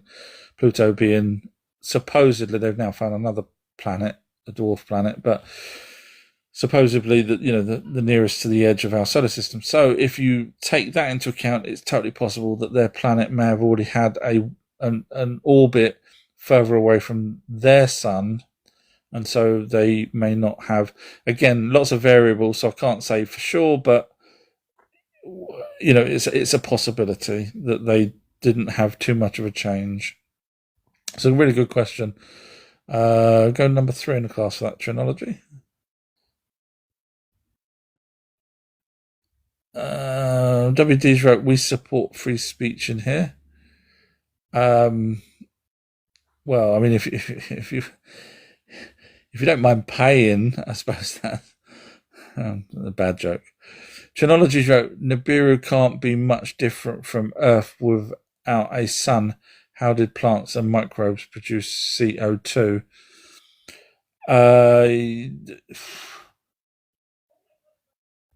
Again, I would love to ask. I haven't got another phone in. I would love to have asked AI that question to see whether or not you need a sun to produce CO2. So I can't answer that question, but it's worth looking into to see, because obviously they did breathe our atmosphere, so they obviously had oxygen, and maybe at a different level, but they certainly had oxygen. Otherwise they would have, if they weren't breathing oxygen, they would have took their mask off and died. So yeah, I can't answer it. I would need, a biologist or a decent AI to give me some pointers on that one. Good question. WD's wrote, True Londoner here, our true history. Right, okay, cool. So you knew what a WD-40 was. Okay, no worries. Welcome to London, which is not. I'm not too far from London. Jazz has wrote WD-40, and then WD's wrote, I know WD-40. I need some for my knees. Very good. I like that one. WD's wrote, it's my initials though. Oh, right. Okay. I was going to say Wayne because there's not too many W's. And then the first thing that came to my mind was Davies. Wayne Davies, which sounds like a really nice name. I could be completely wrong and probably am. But if I've got it right, once more, it proves that I am a god. But if I got it wrong, I was just joking. I was. Dallas has wrote, all blue eyes can be traced back to one single ancestor. Unfortunately, that's actually incorrect. So there was a person, an eye specialist, that did a TikTok video, and I already done my research on this blue eye business, and to see whether or not it can be traced back. Now, mainstream say it can, but you can't. So I stitched this video with this supposed expert, where he said it can all be traced back. And I said, no problem at all. Show me the evidence. You can go watch my TikTok video and find it somewhere. It's there. And he closed his account down. Didn't reply. He's no longer on TikTok. So, no, you cannot trace back to one single person, because you would need to find that one single skeleton. Think about it. Let's use logic.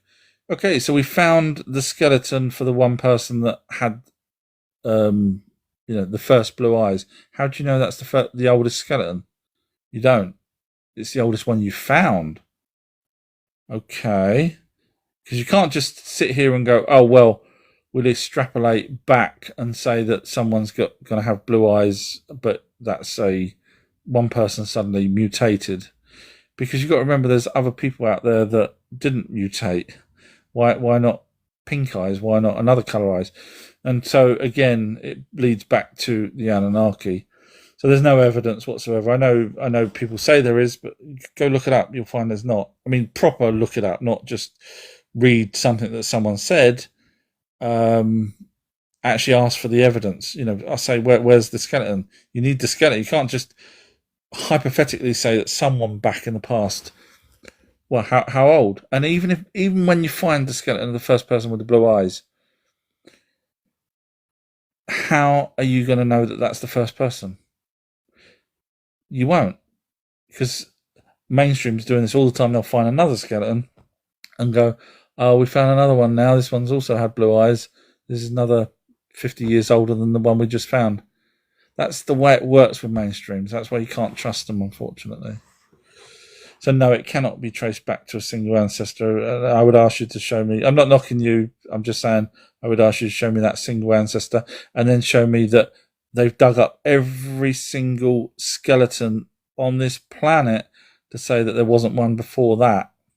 So apparently you can tell an eye color from a skeleton. I know you're all thinking, well, how's that work? I did check into it. Apparently you can. I find it very hard to believe. Really hard to believe, but apparently they can. But even then, you would need to know that every single skeleton thereafter or there before never had blue eyes whatsoever, which isn't possible. So again, mainstream make-up crap. They tell us that because obviously we know that they come from the Anunnaki.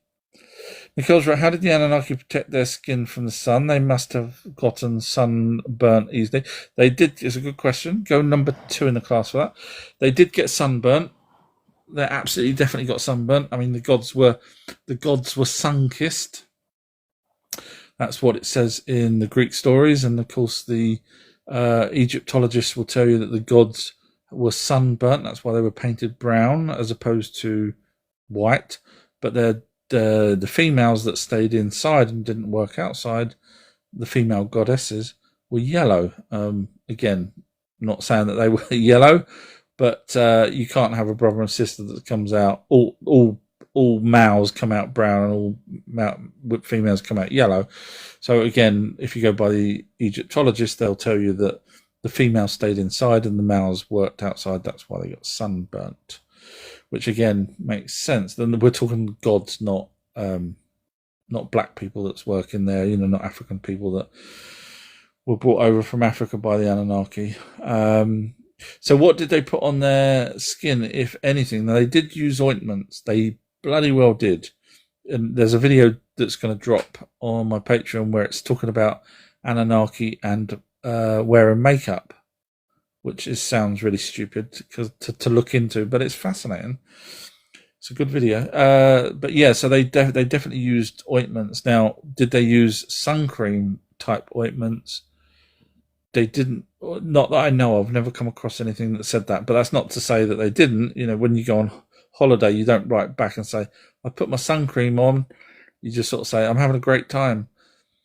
So it's totally possible they did have creams. Now, they had bags. We know they had bags. People seem to think that these bags are magical bags that didn't have anything in them, and they were technology and all sorts of everything else other than a bag. Isn't that weird how all these conspiracy people just look at the Anunnaki's bag and say it's not a bag, and yet we actually have tablets translated in the Oxford University translations where they talk about carrying a leather bag with them, and these are the gods carrying a leather bag. So they had bags. So could they have put their sun cream in there of some description? Absolutely.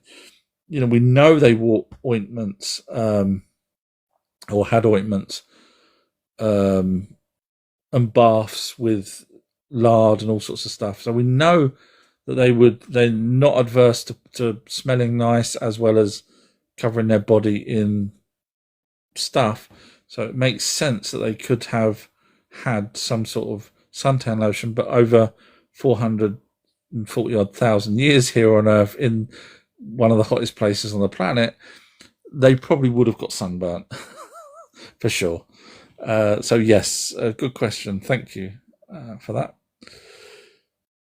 Beam was right. Is there any evidence of the color of their sun? Our sun is their sun now. So we would need to know what solar system they come from to know what color their sun would be. But now they're in our solar system. Their sun is our sun. So it's whatever color our sun is. And I say that because NASA did a video saying that the sun's white. So I'll leave you with that one. I'm not going to go down that road again. Jazz wrote, got to go just now. Just have a good evening and great live as usual. Oh, thank you very much, Jazz. Bless you. WD's wrote, I pay for Patreon, sir. I was joking about the free speech. I was joking. But thank you, WD, and I hope you're enjoying the content that's on there. that I hopefully continuously update. The Soul Group one's really good. That's worth definitely listening to. The other one, which is about the alien abductions, about how they do it, is a good one that's coming out. And obviously, Christmas Eve, you've all got to look forward to who Lucifer was, which is fantastic. Scrolling down, Nicole's wrote, did Nibiru ever get visited by another alien race, or did the Anunnaki find out about other aliens while on Earth?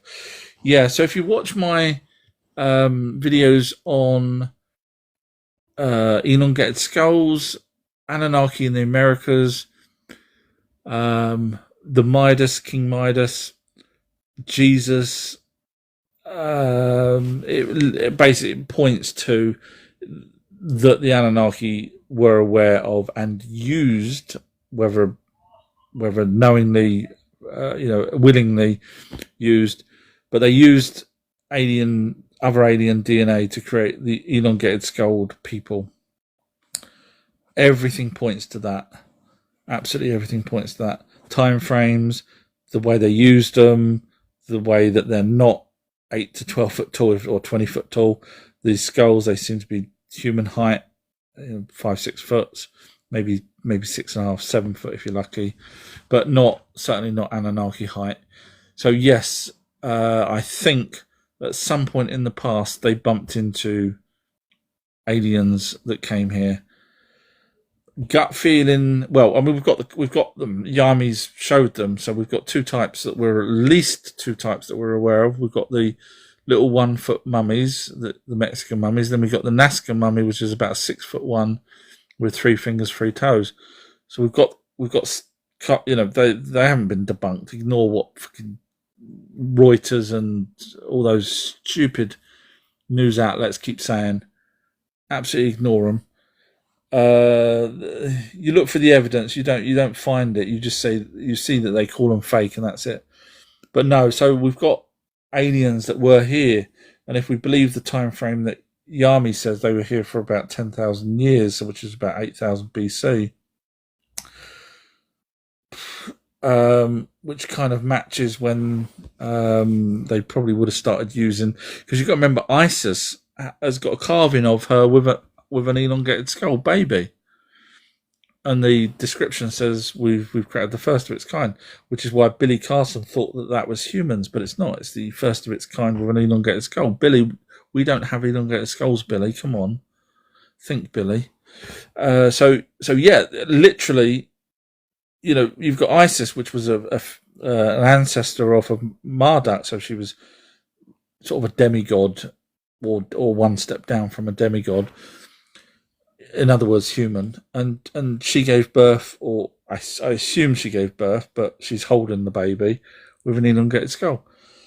And then we know after that we end up with Emetep II, and then we end up with Akhenaten, and that bloodline there, which has got the elongated skull. So everything leads me, and I think I'm the only person that's worked this all out, leads me to believe that they used DNA from the aliens. And the funny thing is, both those aliens that I mentioned, the Mexican mummy and the Nazca mummy, both of those have elongated skulls.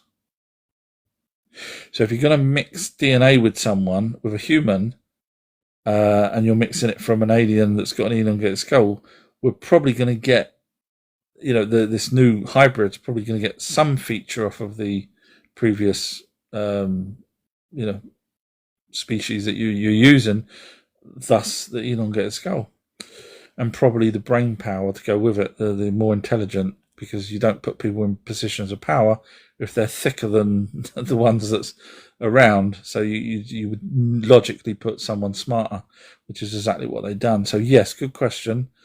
And I think they definitely are aware of the greys of some description. When I say greys, at least those ones that we've got the skeletons for, or the mummies, shall I say.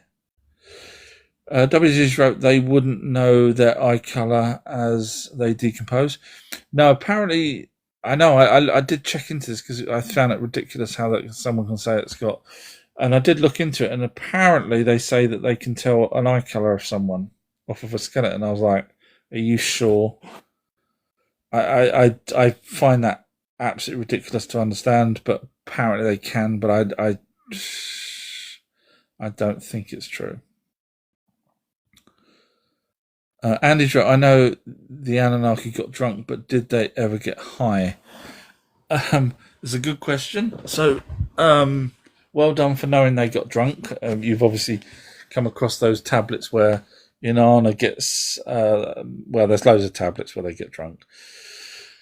Did they ever get high? Did they ever take any other substance? Sorry, yawning. If they did, they never mentioned it.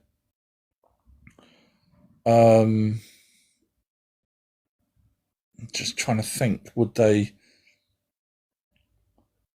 I mean, you could argue that the elixir was some sort of plant that made them, because supposedly it rejuvenates them. Is it metaphorically rejuvenating? In other words, making them go a bit silly, or was it physically rejuvenating them? I mean, the rest of the story gives the impression that it's physically rejuvenating them, but with the plant of life and all that kind of stuff. But so would they have took anything else? I can't see it. It's a good question. Got number 3 in the class for that, but I can't see it. I can't see them doing that. Just off of everything that I've read, I'm not saying they wouldn't. There's people out there that, people I know that take stuff that you think, oh man, why are you doing that? So I'm not saying they didn't, but I'd like to think they didn't. I'd like to think that they were smart enough to know that certain things can destroy their brain as well as other parts of their body. But again, they may have had a different substance, may have been a different plant that doesn't do the damage that some of our stuff does.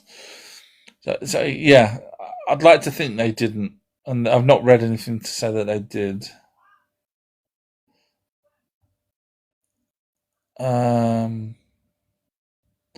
People were talking about the eye color being determined by DNA. That's the point. What I was trying to say. You need the oldest skeleton to say that that's not the only one that had blue eyes. This is why I destroy mainstream, because they're stupid. They try and use one thing and say, "Oh, look, there's a skeleton that had blue eyes. That's the one that." No, you need to show me every single skeleton, which they won't do, obviously.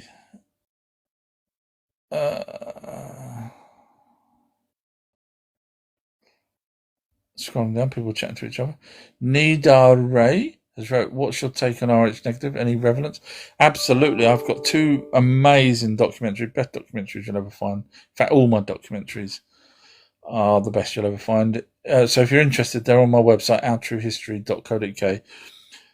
So the first documentary to watch, you can just type in RH and look for the videos there.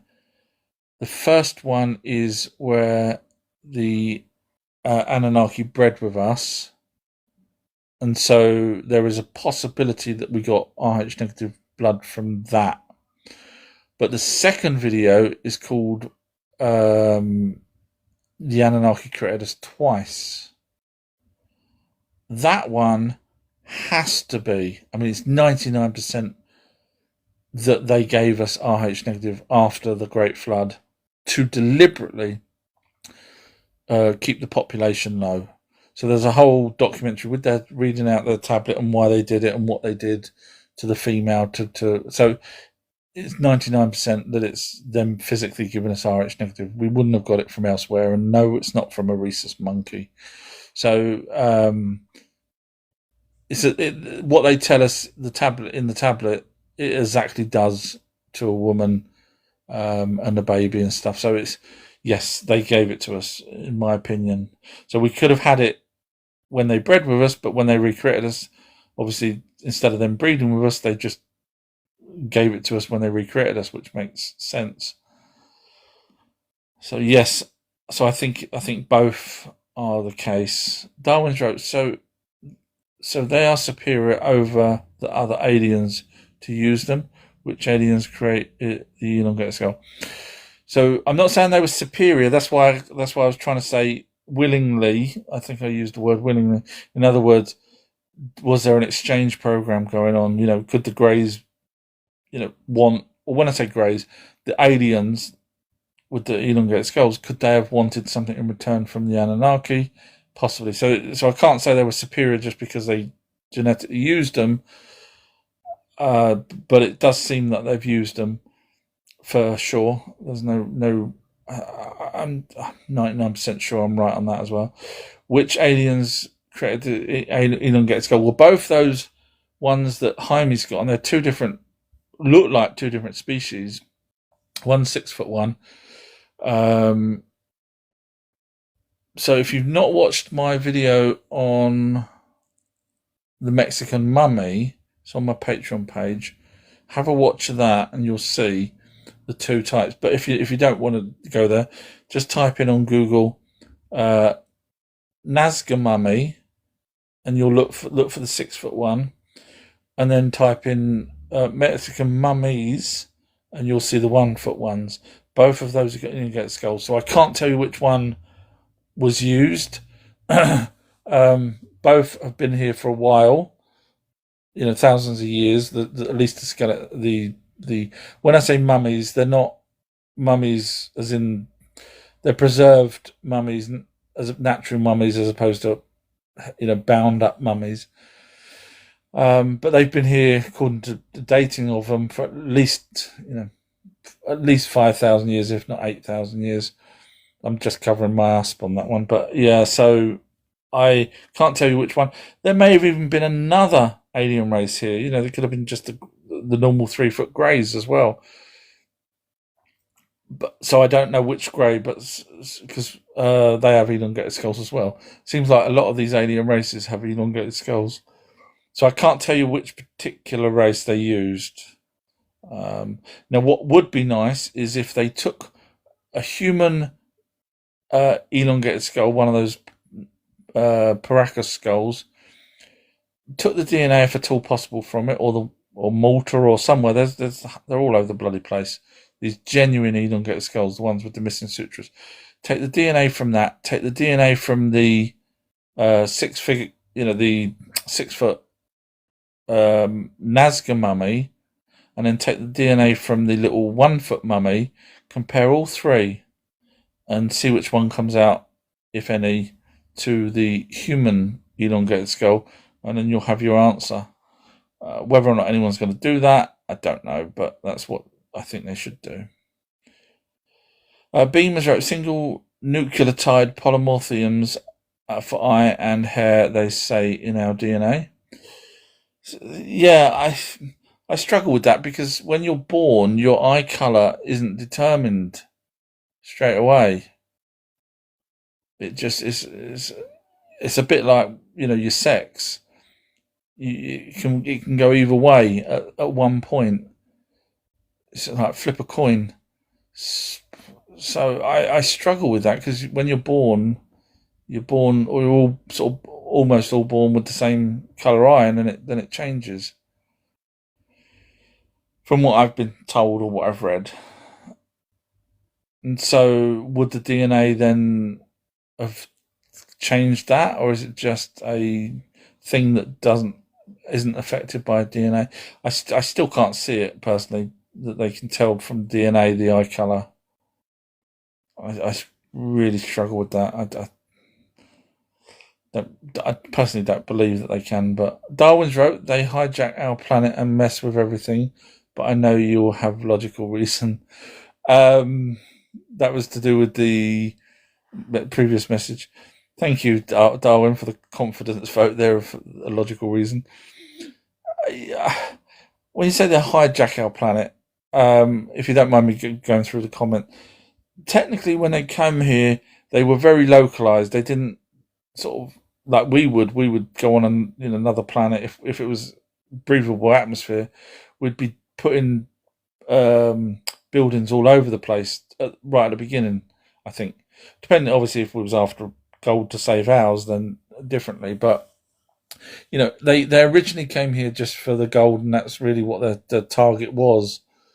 Um, they could have gone all over the planet and, as you say, hijacked the whole planet, but they didn't.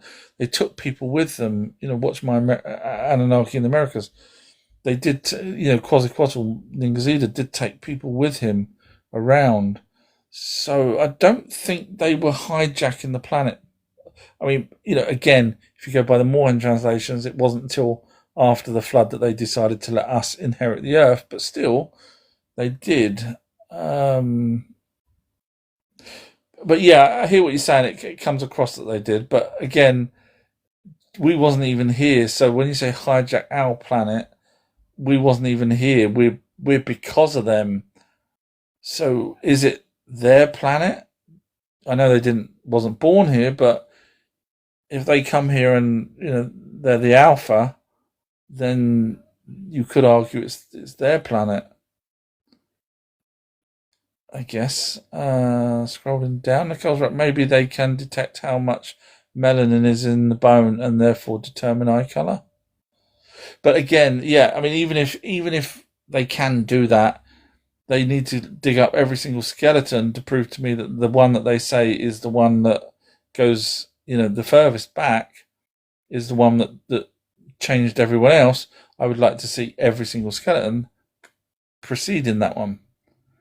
And they can't do that. So again, it's crap what they're saying, that it come from one single ancestor, because you would need to dig up every single skeleton to make sure there wasn't anyone else. Because when it could have had instead of saying one single ancestor, it could have been two single ancestors, or it could have been all the people that were demigods because of the Anunnaki breeding with the Homo sapien.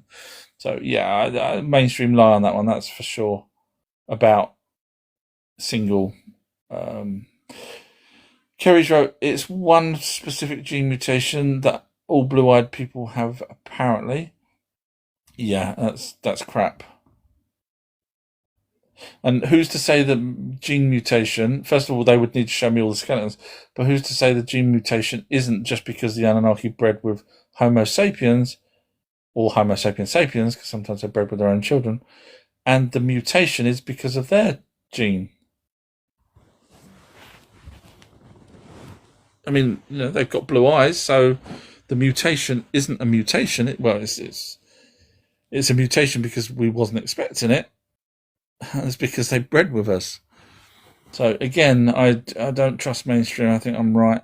Kerry's wrote, well, no, I'm right. Kerry's wrote, that's how they're saying it came from one person. Yeah, but you can't say that. You have to have that person, and then you have to show all the other skeletons to say that it didn't come from anyone else. And they can't do that. So it's a lie. Darwin's wrote, sorry I missed that info. I'm not sure what it was that you missed. Either your reply or me replying to someone else. I'm not sure. Andy's wrote, in Norse times, didn't the Anunnaki get a dwarf alien to fashion a weapon? They did indeed. It's a fascinating thing. So the Norse stories are actually really fascinating. They've got elves and they've got dwarfs and stuff. And the dwarfs used technology to create, or used something to create technology for the Norse gods. Now, when you realize the Norse gods were the Anunnaki, and you're thinking, okay, let's look at this logically. We know the Anunnaki were here. So the Norse gods were the Anunnaki. I've proved that now in my Norse videos, who they were, etc., as Anunnaki. So then the next question is the dwarfs. Now, we did have dwarfs here on Earth. There were people with dwarfism. So we're not disputing that. So we did have dwarfs. So would the Anunnaki have given humans, Homo sapiens sapiens, a job to do to build a weapon that they couldn't build themselves? To dwarfs? Probably not. Probably not. It's so illogical, it hurts my brain. However, an alien that, let's just say 3.5 foot, would be classed as a dwarf, Now, technically, anyone, any alien species, because the Anunnaki could be up to 20 foot tall, any alien species that I'm aware of would be classed as a dwarf to the Anunnaki. Everything that I've seen, they are one of the biggest descriptions that I've heard from anyone. So technically, any alien race, even that 6 foot one with the elongated skull that we was just talking about from the Nazca mummy, that would technically be a dwarf to the Anunnaki. So it's hard to know 100% whether they're referring to a dwarf as in a dwarf to human stature or to their stature. But let's just take the fact that whatever it was needed to have knowledge and skills to build this weapon for the Norse gods. So either the Norse gods gave them, or the Anunnaki gave the dwarfs the templates and all the materials and everything else to get on with it. That's possible because we did end up building their buildings for them. But if you're asking someone to build you something, then chances are you're asking them to build it because they have either better tools or technology or something like that than you have. In which case, it might have been an alien race. The logic for me says it's an alien race because if they're asking someone to build something for them, would you trust a human with a weapon that you can't create yourself or you can't be bothered to create yourself? Would you trust a human with it?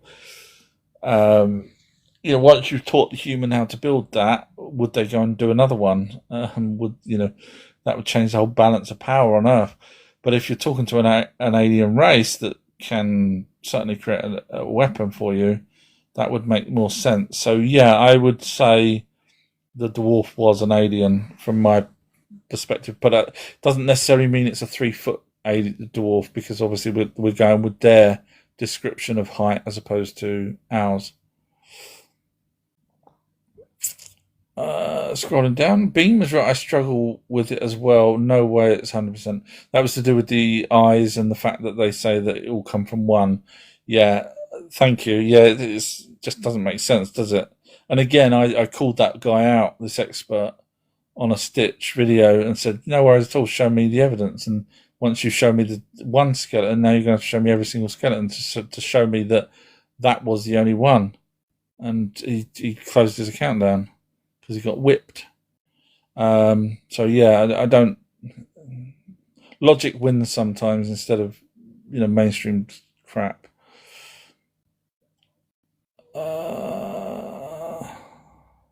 Darwin's wrote they had no business creating us, capping DNA, depopulating, and letting us inherit the earth, etc. They had no business creating us. You're right. I mean, you're absolutely 100% correct. We have no business creating any of the things that we do. There are places on this planet where secret military are doing hybridization things. I just look up the word plum and then the word island. But anyway, this is why I get limited on TikTok. So yes, no one has the right to create, to play God. And when I say play God, the Anunnaki were the gods. So no one has the right to do what they did with life forms, even if they were more advanced. I don't think anyone should do that. So yes, I agree with you. And then capping our DNA. So they did that because obviously our population would get too quick, too fast. So they limited us to 120 years after the flood.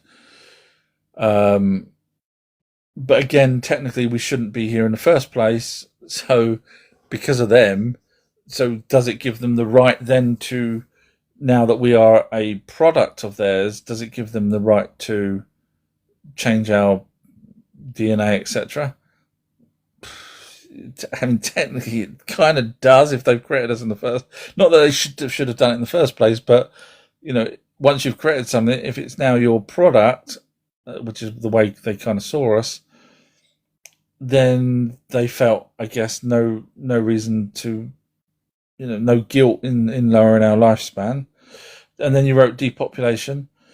Well, in fairness to them, their argument was that if Nibiru, if they didn't come here and create us, Nibiru, their planet, still would have came around and still would have caused the ice shelf to break off, still would have caused the flood, still would have, and we wouldn't be here then anyway. So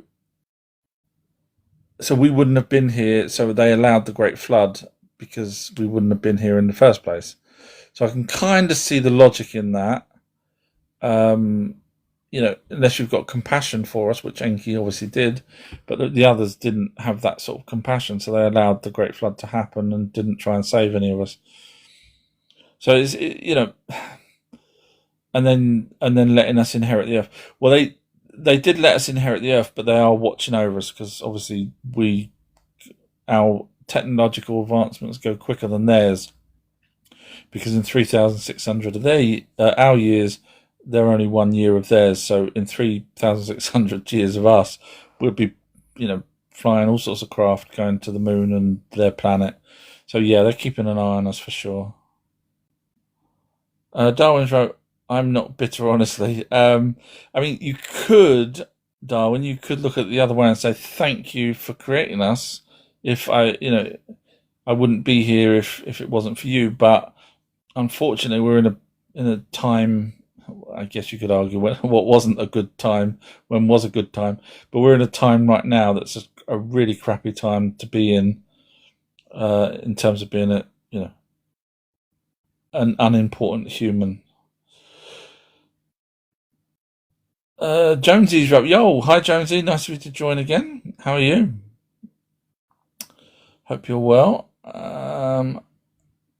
Nicole's wrote, "Do you think Homo sapiens inherited our emotions from the Anunnaki? Empathy, anger, love." Well, if we look at supposed, now I say supposed because mainstream does get things wrong. It's a good question. Go number 2 in the class for that. So if we look at what Neanderthals have done prior, or at least parallel to, because Neanderthals did carry on living with us, so we can't say that we evolved from Neanderthal, because obviously they carried on living with us, and we can't say 100% that Neanderthals didn't copy us. So this is the problem we have with mainstream, because mainstream will say, they had some Neanderthals were seen, buried with jewelry. Some Neanderthals were buried with their young. Some Neanderthals had done cave art. Then they sort of piece together these things about Neanderthals, and they say, they weren't too dissimilar to us. The problem we've got there is they did live with us. They absolutely lived with us.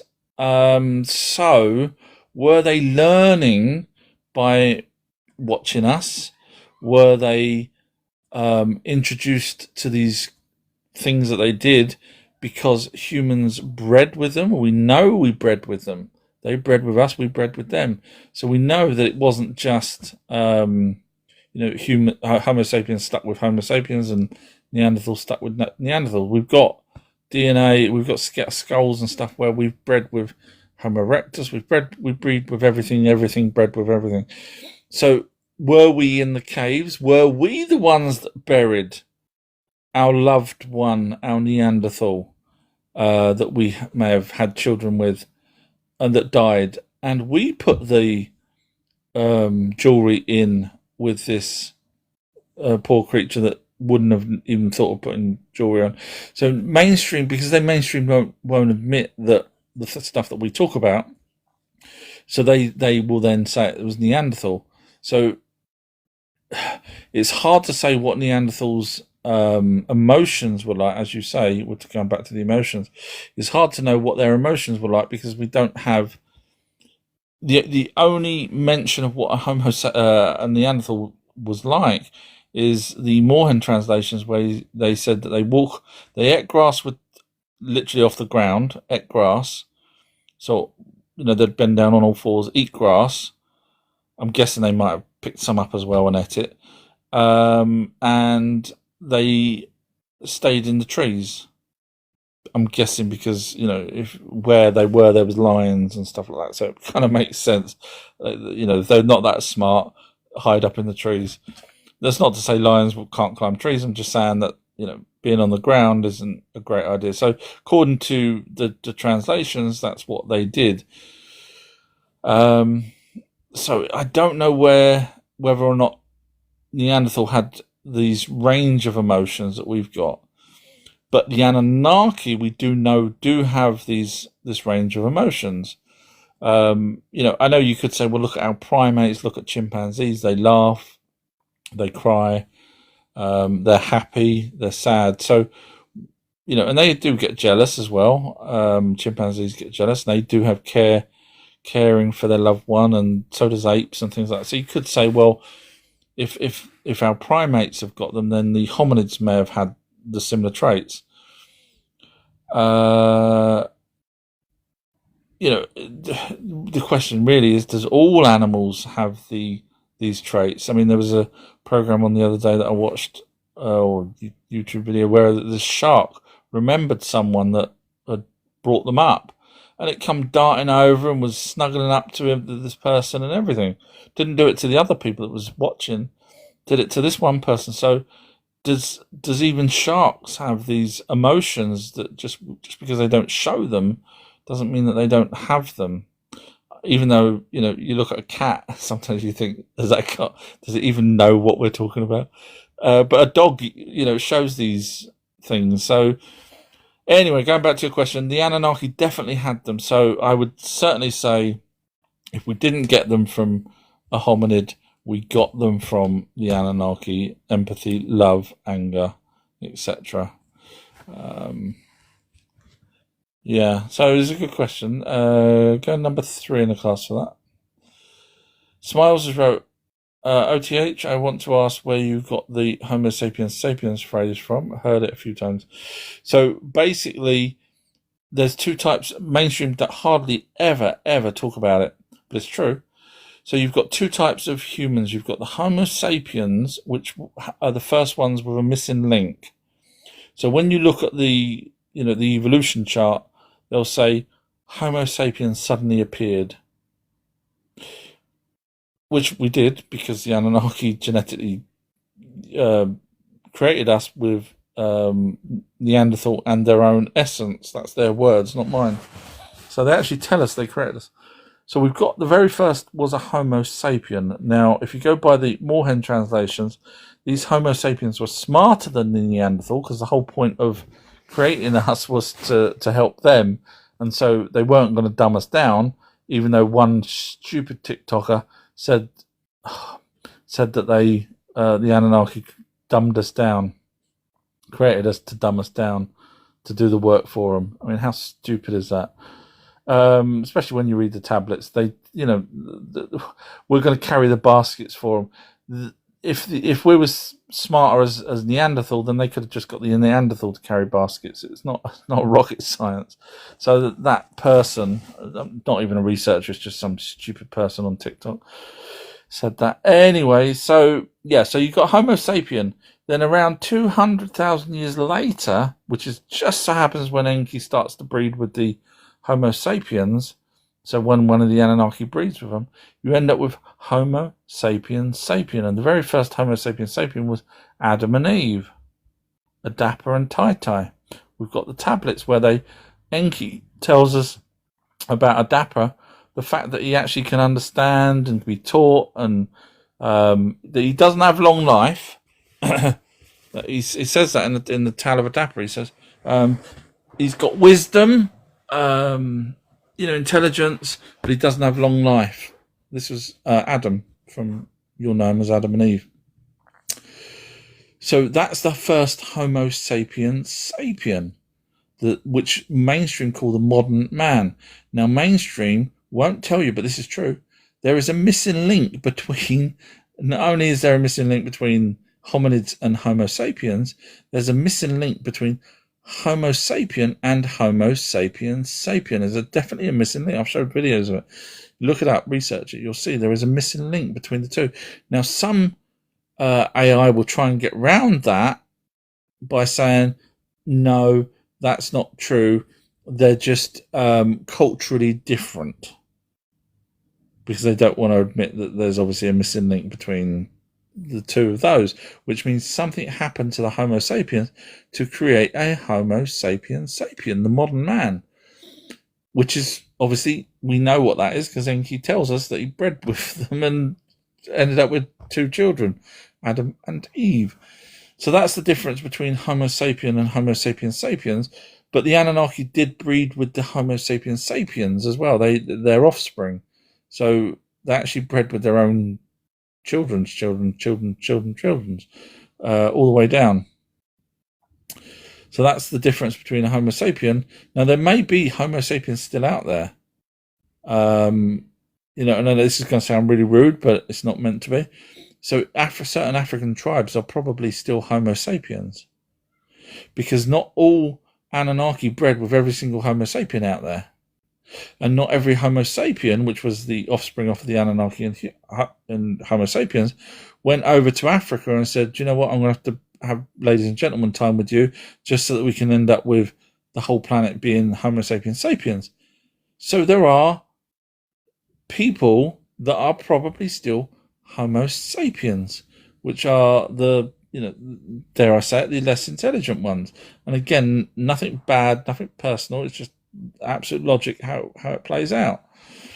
So yes, so we probably have Homo sapiens on this planet. You know, remote tribes, etc., probably are, unless they bred with Homo sapiens.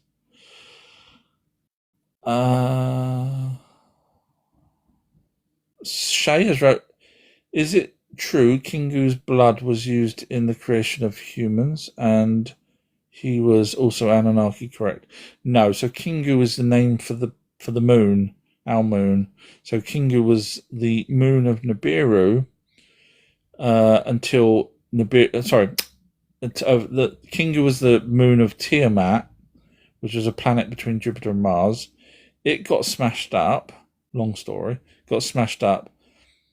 And part of Tiamat became Earth and the asteroid belt.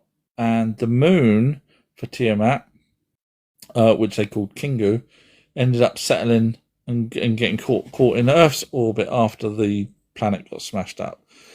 So Earth is part of Tiamat because it ended up coming over here and settling into an orbit here, which makes sense because there's a thing called Bode's law, and it will basically set things the correct distance apart from each other. So it makes sense that Earth, after being smashed, being created by a bigger, the bigger planet Tiamat being smashed up to create Earth, it makes sense that Earth would have ended up in a gap between Venus and Mars. It's just the way Bode's law seems to work it. So Kingu's blood was not used because Kingu was a moon. Now, if you're referring to a Homo sapien, to an Anunnaki, is it true that an Anunnaki blood was used in the creation of humans? Well, there is a tablet where it says that they were slain. One of the Anunnakis was slain on behalf of the Igigi. So this is where it gets a bit tricky. So there was definitely one of the Anunnaki, one of the gods was slain. That's not disputable. It doesn't say which god, as far as I'm aware. So one of the gods was slain. Now, there are people that read into it that say, it was used, the blood was used to create us humans. But again, you could just do a blood transfer, so you don't need to do that. Then the other option is, well, hang on a minute, it was to do with taking the orb from the soul from the god and putting it into the very first human, which is obviously incorrect again. And the reason why I say that is because, and I've got a video that's now out, it's released and it came out about 50 minutes ago, that say, since I did that video, I've now come to another conclusion which is more correct. But anyway, so in that video it says that, did they use the orb? But thinking about it logically, six humans were created with deformities before they got the final one, which means you would need 6 orbs, which isn't correct. So the only reason it seems, which I do put in the video that's now out, I'll put it on TikTok once I've finished doing this, is that it says when the Ajiji complained to now listen to this, is going to shock you. When the Ajiji complained to Enlil, went to Enlil's place, Enlil called for Nimna, called for King Anu, and called for Enki. So King Anu seems to appear on some sort of device. Obviously, that makes sense because he's not going to suddenly come all the way over in one night. It's not going to happen. So he's obviously, chatting to him. But he says to appease the Ajiji, let us slain a god, a Dingir. To appease the Ajiji, in other words, to stop them from their revolt, which they were doing, that his idea was to kill someone. And that crazy. But that's the way it comes across. So when you say was the blood used in creation of humans, turns out it's probably they slain someone to keep the Ajiji happy that they're serious about trying to solve the problem. So again, from a logical point of view, from our point of view, that sounds absolutely ridiculously stupid. How thick are they? But from there, the way that when you read all of the way that they talk and everything else, that actually makes sense because that's the sort of mentality that they had. It's like talking to someone that is happy to marry a young person. You know what I'm referring to. To them, it's all, no worries at all. To the Western world, it's like, what the? So, unfortunately, that's the way they saw it. So, I don't think any blood was used, even though we assume it was. I think it's the appeasing is the logical, sadly, the logical version of what actually happened. So it's a good question. Go number 3 in the class. Rufus wrote, "There's a Fab Doc series on BBC about the development of Homo sapiens." When you say Fab on BBC, there's 2 contradicting words. Sorry, Ruth, I'm not knocking you. I'm just saying, the BBC lie, and so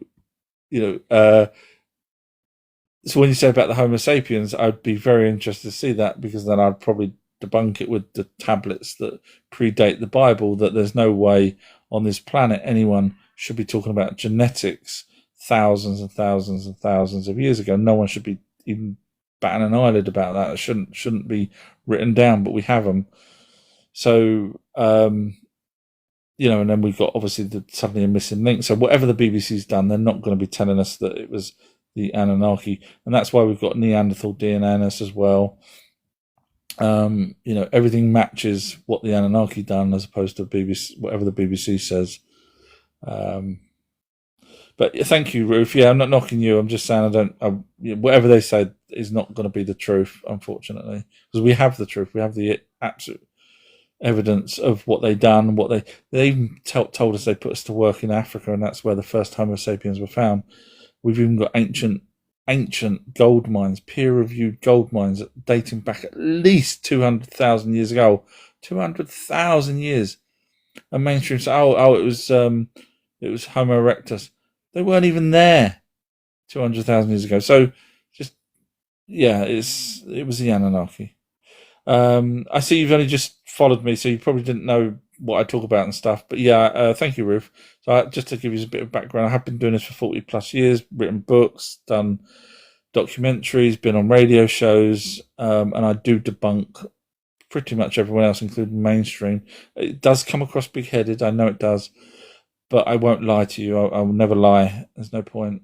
But you'll see, if you watch any of my videos, you'll see how many people lie out there. So many. Nicole's wrote, I hope I get a number 1 for this question. Will you sing us all again today? Joking. And that's back of the class, that job. That is that question. I can't see that. Didn't that hurt you guys listening to me trying to sing before? It must have done. Let me think of a song. One at least I know bloody one chorus to. Oh god, I don't know many songs at all. I've already done my only song to you guys. God, you put me on the spot. I can sing along to a song, but but trying to start a song, I bloody can't do it. Well, I'm on the down easter, Alexa. Well, we didn't start the fire. It's always been burning. I can't even remember the bloody words. What are you like? See, I'm stupid. I'm thick. Smiles wrote, are you aware of any modern day African traditions of water goddess or spirit? Afrikaans traditions of water goddess or spirit. I'm not. Is there something you know? And let me know. I'll be interested to learn. However, speaking of spirit and Afrikaans, the Soul Group video that's coming out, phenomenal. I learned something about tribes and them talking to spirits that come out of your head. Unbelievable. So yeah, that video's gonna drop. If you are a subscriber on TikTok, feel free to cancel TikTok and go over to Patreon. That's probably why TikTok limits me, because I'm telling people to go Patreon. But it's because I can't put interactive maps on TikTok. There's a lot of things I can't put on here that's on the Patreon page. Dorina's wrote, was there an inbreeding between Anunnaki and their children? Oh, yes. Oh, yes. Absolutely. So there is a tablet, and I'm not making this up, there's a tablet where Enki breeds with a Homo sapien woman. She has a child. It grows up. He breeds with that. That has a child. That grows up. Child grows up. He breeds with that child. I'm not joking. That child then grows up. He breeds with that child. That child grows up and gets stopped from going near the lake where Enki keeps seeing them by Nimna, only in Harsag, same person, and says, do not go by the lake because Enki will, your lord, because they were called lords, he was a great lord, your lord will take you. Just don't go there. So, oh yeah, they inbred with us and their children. Now, if you mean their own children, no, I don't think they did. They would do it with half sisters, cousins, and so on and so on. But their own daughters, well, to be fair, they didn't say that they didn't. I'm assuming they didn't, because otherwise they would be marrying their direct daughter, as opposed to, to keep the bloodline pure, they would just have a kid and marry the kid. So they didn't do that. So from that perspective, I would say that they are only doing it with the half sisters. Like Enki had his way with Nimna, which is his half sister, and he also Enlil had a child with Nimna. So both of those were, all three of those were half brother, half sister, and they all got it on deliberately so that they could have children that would continue the reign. So Enki tried first so that his firstborn would be next in line, but she couldn't give birth to any children that Enki had for whatever reason. And then Enlil slipped in there, no pun intended, and ended up with Ninurta. So Ninurta is the son of Nimna and Enlil. So his mum is his aunt at the same time. So yeah, they certainly inbred, but not with their own children, I don't think. logic says they didn't do that. Smiles are right. I've met different people who verified it for me. I'm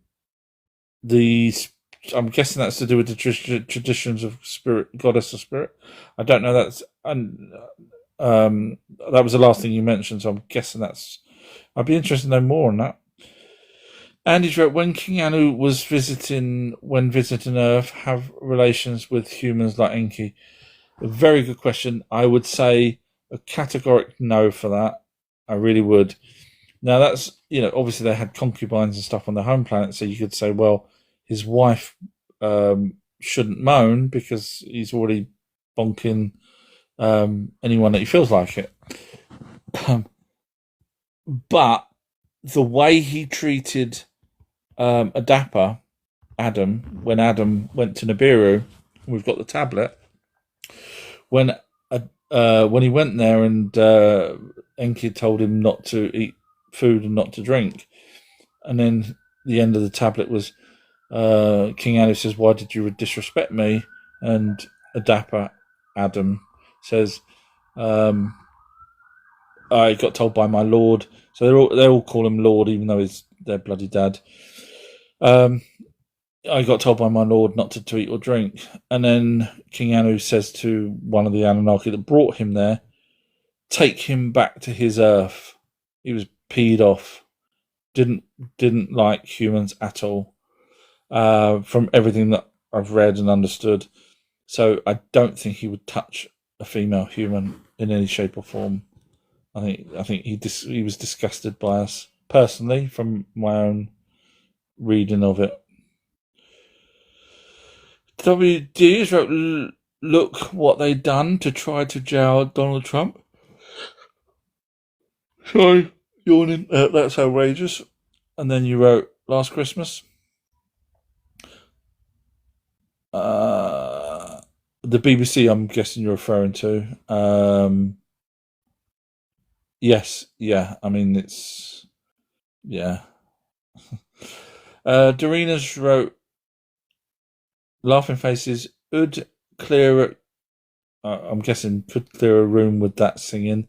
Who needs an alarm? Thank you, Dorina. That is the last time I ever try and sing. Unless you annoy me again, Dorina, in which case I will sing just for you as punishment. I'm joking. Smiles was right. I believe Miami Wata could have other names too around Nigeria. I'm guessing that's the Afrikaan that he was referring to with the spirits and stuff. I'll be honest, I don't know the name Mami Wata. So I can't talk about that. I'm sorry. WD's right. BBC's credibility has fully gone. What they had left anyway. Yeah. I learned a long time ago, but hopefully everyone's now waking up. But it's a weird life, isn't it? Darwin's wrote, "You punished us enough." Wow, that cut me deep, Shrek. That's cut me deep. Thank you very much, Darwin. I appreciate your compassion there for me. Yeah, so singing's out then. Jokes, I'm guessing, are out as well because I'm not very funny. There's nothing going to be left. You're stripping me away. I'll be a shell of a man. So June's just joined. So I've reached the end. Thank you, Dorina, for laughing at me, not with me. Darwin's wrote, laugh out loud, we love you and your jokes. Yeah. I'm trying to think of something funny to say. Mental note, when someone says they love your jokes, don't make any more jokes. Okay. Thank you, Darwin. That's very nice of you to say. Dorina's wrote, at least you have knowledge. Thank you. That's the only thing I have got. Okay, and on that bombshell, I've reached the bottom of the messages. So even though we didn't have any more than pretty much 30 today, so maybe they've lowered my limit after I argued with them. It'd be interesting to know. I think did look like it was around 30 all the time. It was a lovely 30. I'm not like you, Dorina, that will take the mickey out of you guys and take the mickey out of my singing. I'm going to be nice to you guys. It was lovely. All your questions, etc., was amazing, except for one person. I'm not going to mention Dorina's name. I'm not. I'm joking. No, thank you guys. Appreciate it. And it's a shame that we only got 30. I'm going to try and get my daughter to help me at the weekend to do that thing that allows me to read out 3 different platforms on the same platform. So you'd be reading YouTube comments, Instagram comments, and TikTok comments all on here, I think, if it works the way it should do. Darwin's wrote, thank you, History. For what, Darwin? For what? Giving you a laugh. I'll have to go and bloody get some lyrics for a song just to annoy you a lot.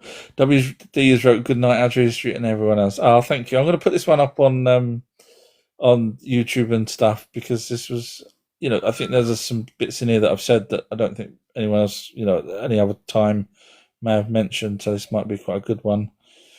So yes, thank you for that. And Dorina's wrote, cheeky, and good night all. Thank you, Dorina. Thank you guys, bless you guys, and to any moderators that was here. Nicole's wrote, thank you, Adria, always a great live. Thank you. Thank you, the moderators. I did see you had a few issues earlier, and then suddenly that person's no longer here, so I don't know what happened. I could see early on there were some comments where he said thanks mum to Kerry, which I thought was cheeky, and then Jazz had said don't, or someone said don't be rude.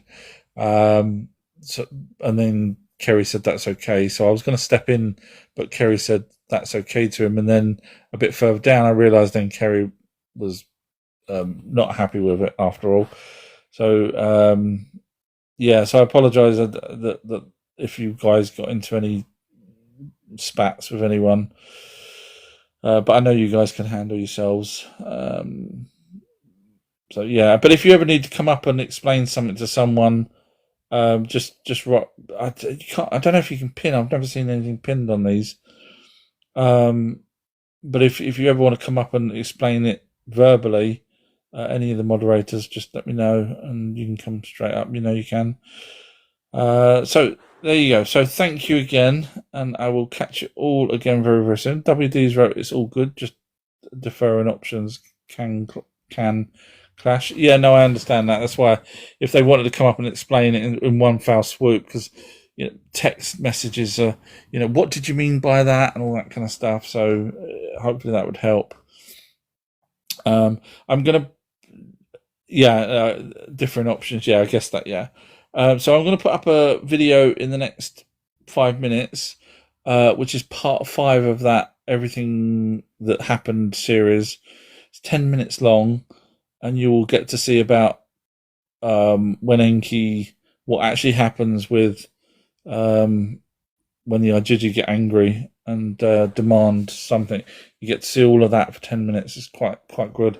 So hopefully people enjoy that. So feel free to share it as well if you don't mind, because I'm putting these ones out free of charge for people. So not that I want money. You know what I'm saying. I'm trying to do it so that people can think, finally someone's actually knows what he's talking about, instead of all those other people that make up all the crap, which we get a lot of.